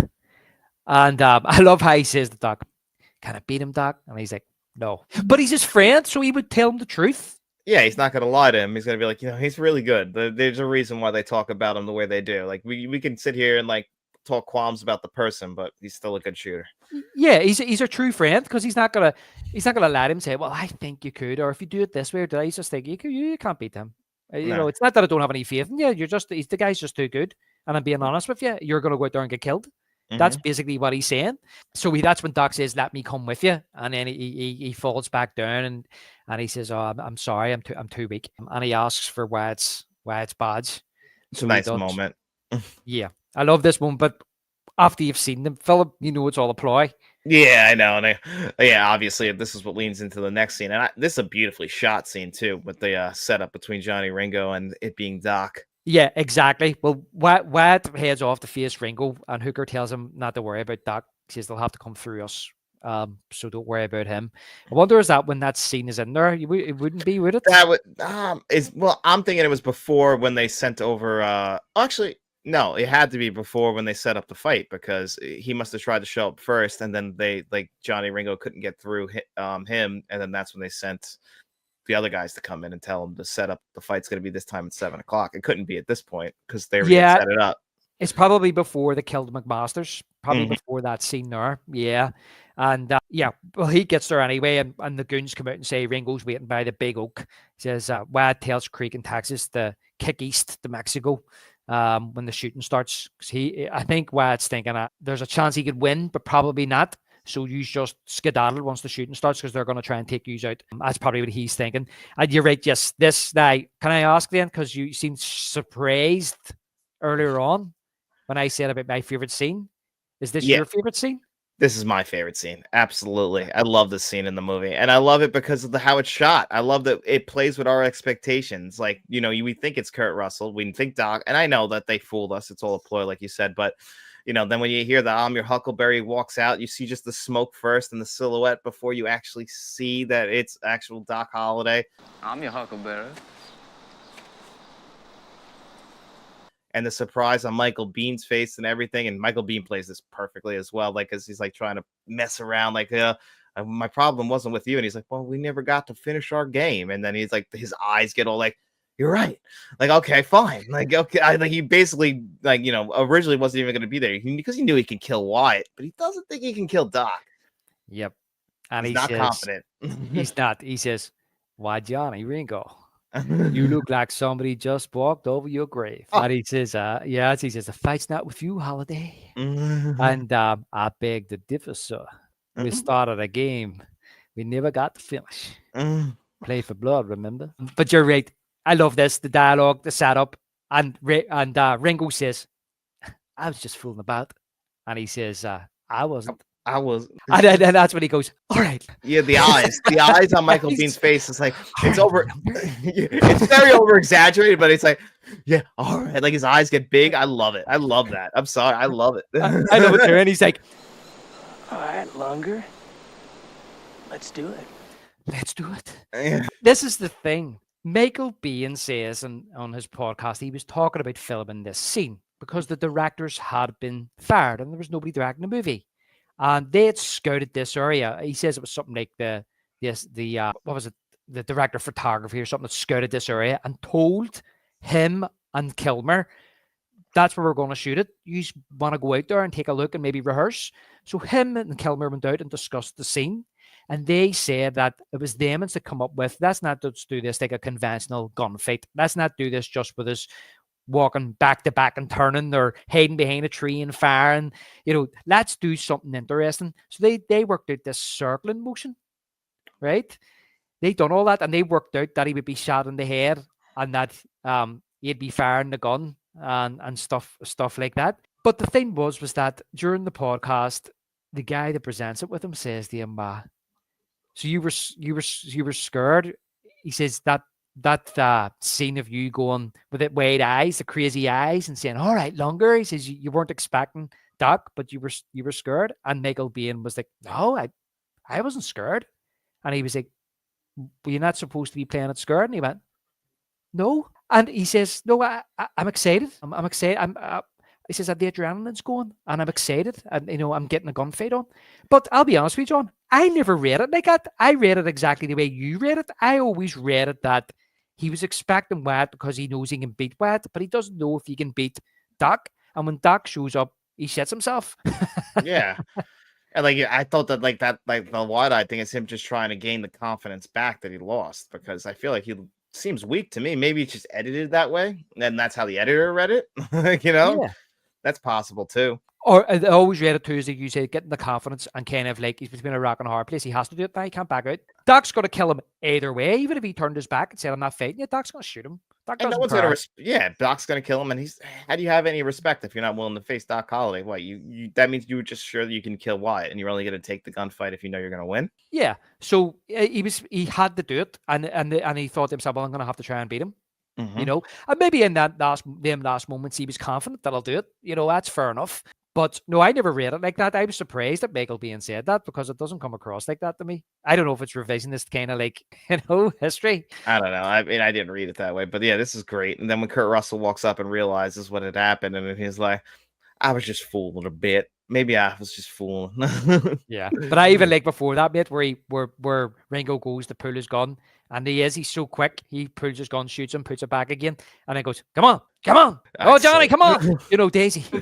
Can't believe it. Yeah. And even when he gets shot in the head because of the bullets at the time, like he's not completely dead yet. No, he's falling about and he's firing. He fires his gun once, but Michael Biehn says they shot it that he fired it a few times and then stumbles and falls. And I love how even like Val Kilmer says, poor soul, you were just too high strung. You were just too high strung. High strung. And then Wad comes in and he looks up and that's what he says. I'm afraid the strain was more than he could bear. And then Wad lifts the badge and then he says to him, let's finish it. And I love this. This is a cheesy line, John, but I love it. And he says, indeed, sir. And the last charge of Wad Earp and his immortals. It is very on the nose. Yeah. And then we go into the final montage of the Earps gang and Doc taking out all the cowboys. And as I mentioned earlier, I hate the fact that Egg gets away. And then they have this wee cheesy handshake at the end as if, yeah, we've done it. That then feeds into Glenwood Sanitarium in Colorado, which, as I say, I really enjoy this scene. And when I was watching it again last night, I actually felt a bit emotional. Well, I love this scene, and it does make me emotional every time I watch it. I just wish this is where the movie ended. I want the movie to end with these two talking right here in this moment, because this is the true ending of the story that they're trying to tell. Yeah, 100%, John. So he's visiting Doc and they're playing cards, and like Doc is literally on his his last legs of his life. He doesn't even want to play cards anymore. He's losing interest. And but Doc's still winning. He's even winning in death. He wins the card game. And then he tells Wyatt he was in love with his first cousin, which apparently was true. When she was 15. Put a note down here, different times. That's all I took that as, like, because Wyatt doesn't even like say anything negative about it. It's just like, that's good, Doc. Like, at least he had love once, and like apparently that was his only true love in his life. Yeah, and apparently this is true as well. So she joined a convent. He says over the affair, and he asked Wyatt what he wants. Exactly what Josephine asked. He says a normal life, Doc, and he says there is no normal life. There's just life, and that's true. It is. I always thought that's a great line too. Like, yeah, just get on with it. And I like it's true. That is life. Like, everyone thinks that they have the perfect idea of what a life is, but we all don't know. We're winging it day by day, all of us. Yeah, exactly. As I say, there is no normal life. Everybody's got their own paths. They've got their own crosses to bear. They've got their own struggles. There'll be good times. There'll be bad times. But yeah, you got to enjoy the good times. Yeah. Tony Soprano once said. And I love when he says to Wad, go live life. Live it for me. Grab that spirited actress. And you know what? You could have wrapped up the loves angle right there. You can go right into the fade into Robert Mitchum doing the overlay of like the epilogue of like everything that happened and, explain that they got married. I didn't need this next scene at all. I 100% agree with you, but before that last scene there, I just love the way he has to force Wad out of his life. He knows Wad's wasting his life sitting watching him die. Wad's wasting his time and wasting his life watching him lose his dignity. And he says, if you ever was my friend, he says, leave now, please. And I love how actually Kurt Russell plays this, because he's emotional, but because it's Wyatt Earp and it's of that time, he stands up very strongly and he just says to him, thanks for always being there, Doc. Yep. Because exactly, it's perfect, and that I wouldn't want anyone to see me losing that battle either. Like, you're not the same person. Remember me for who I was.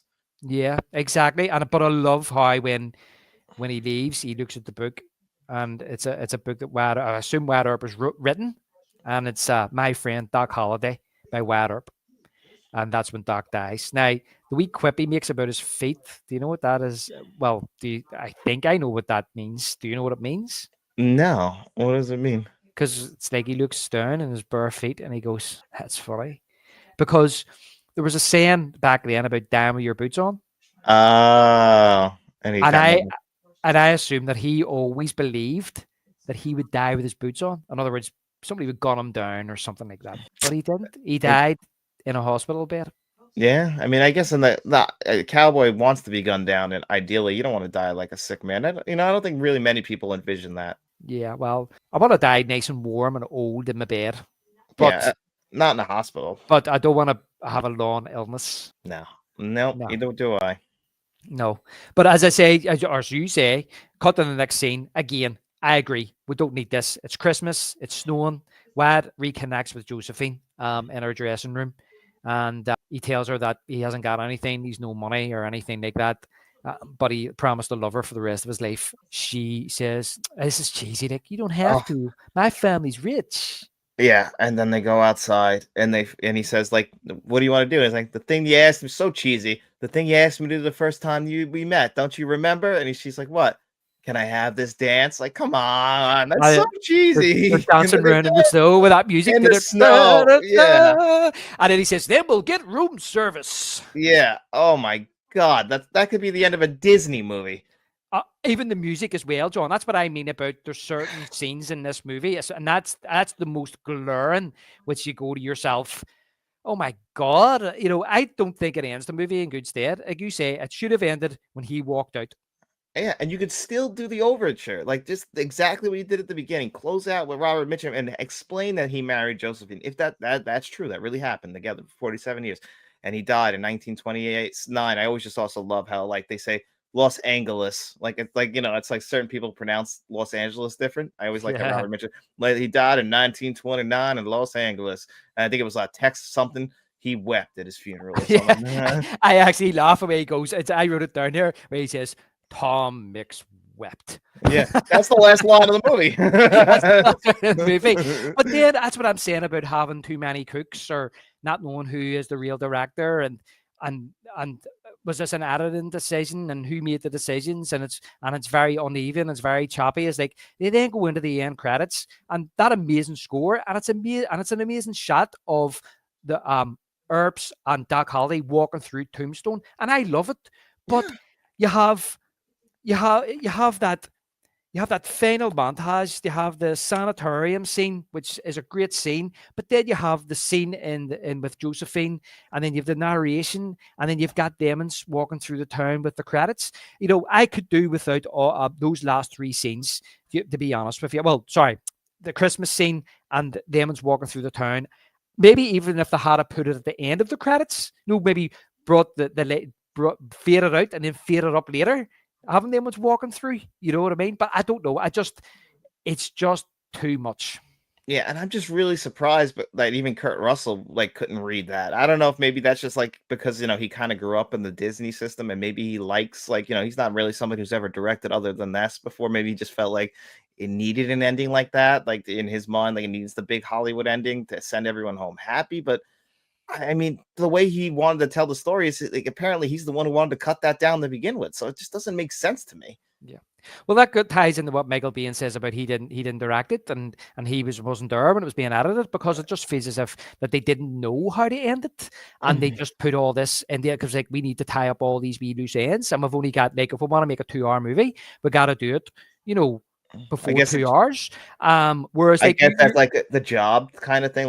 I guess like you said, when a movie doesn't have an artist's vision, it's not there's no director there to lead them. Once their job is done, Kurt Russell's an actor. He's got to go make Stargate. That's it. I'm done. The movie's over, right? My job's done. I'll see you later. Well, he's paid and he's contracted to go and do something else. And and according to Biehn, it started the next day. So this film probably, look, I don't know too much about the production of this movie, but maybe because it had so many problems that, Kurt Russell went, I can only work up to this date. I'm away the next day. So they made sure they got everything they needed with him, and he was away the next day. So so I say, look, so that is the reason why, just to wrap this podcast up too, mate, because we're going a long time here. But to wrap it up for me, just to give my final thoughts on the movie, is basically that I still really like this movie. It's one of those, as I said, I wouldn't say nostalgic, but it's one of those movies I grew up watching. I will revisit it. I always enjoy it every time I watch it, but there's a lot of flaws in it I wish weren't in it. And for that reason, when I was rewatching it for the pod, it's, as I mentioned at the start of the podcast, it's definitely not up there for me as, say, even an Unforgiven or any of those kind of more classic kind of Western movies that have been released. Yeah, I pretty much echo your exact feelings. Like there's just certain things that hold it back, and it's a shame because in this movie you have a great, award-worthy performance, in my opinion, from Val Kilmer and Doc Holliday. It's just Yeah. the movie itself is just too uneven to get to those levels of like Unforgiven, of like all those all-time classic westerns. But it does have a point. It is a great movie in certain moments. There are great scenes in this movie. There's great lines in this movie, and it's still one you can actually keep going back and revisiting. It's just that, the flaws become glaring, especially if you look at it through a critical lens sometimes. Yeah, exactly. And you're right. One of the reasons to watch this movie is for Val Kilmer's performance, because I think it's one of the best performances of a Western character that I've ever seen. And it's worth watching for that, because I think he's absolutely brilliant in the film all the way right through. I completely agree. And if you're going to watch Tombstone, at least watch it for Val Kilmer. And David, we're going into July, and July has a little bit of a theme for us here on the show. Yeah, we're going to go into Bank Robber July. We can tell you guys the first one, but we're not going to tell you the second one yet. Yeah, exactly. We'll tell you the first one. So that's what we have coined July. We like doing these wee themes, don't we, throughout the months? Because even though we're going to do 2 movies a month, sometimes we like kind of matching them up or putting a theme on them, and we're going to do that. We're going to try and do that now and again. And the first one, Bank, we're going to attempt to take over and rob is in Dog Day Afternoon. Yep, celebrating 50 years this year, if you can believe that. Another movie we're celebrating 50 years with. Yeah, that's the third movie this year we'll be doing for Yeah. 50 years. I can't believe this one's 50 years old, and I'm looking forward to diving into Dog Day Afternoon. So make sure you got 2 weeks to watch Dog Day Afternoon if you want to follow along with us. And this is how we break down the movies now. We go scene to scene. So we hope you guys are enjoying that format. David's the one really like doing the legwork on that, like really making sure we stay on pace in the scene to scene. Yeah, well, listen, that's why the podcasts are lasting longer than what we intend. We don't intend to go this long, but I think if I hope people are enjoying the format. We just don't want to miss anything. We feel as if because when we were doing it before, John, we discussed this a few months ago, we're kind of a wee bit all over the place. And this way we can kind of get our thoughts down in each scene, and also give that kind of perspective of what we think of the movie as we're going. So it can be a bit tiring sitting here for 3 hours talking each scene. I see John there. John needs to go through some cold water over himself, but like one of the cowboys, in the OK Corral. Stephen Lang, whips his head out of the bucket. Water on. I mean, they got the beard anyway, Oh yeah, I'm trying to. I want to look like a character in Tombstone. I love that Western look. Yeah, it's great. And but as I say, I hope everybody else is enjoying it, because it is a lot of undertaking to set it up, but I like to do it that way. And so do I. This is how I imagine the show being, and I really hope you guys are enjoying it. All the feedback we get is positive. I know it's a long episode, and that's why we'll get views over time on it. But we hope that you guys are enjoying this, and you feel like you're watching the film with us in the background. It's almost like a commentary track without the movie on. Yeah. So we hope you guys enjoy it, and make sure you guys watch Dog Day Afternoon so you can play along with us next time. We hope you enjoyed the show, and we'll be seeing you around.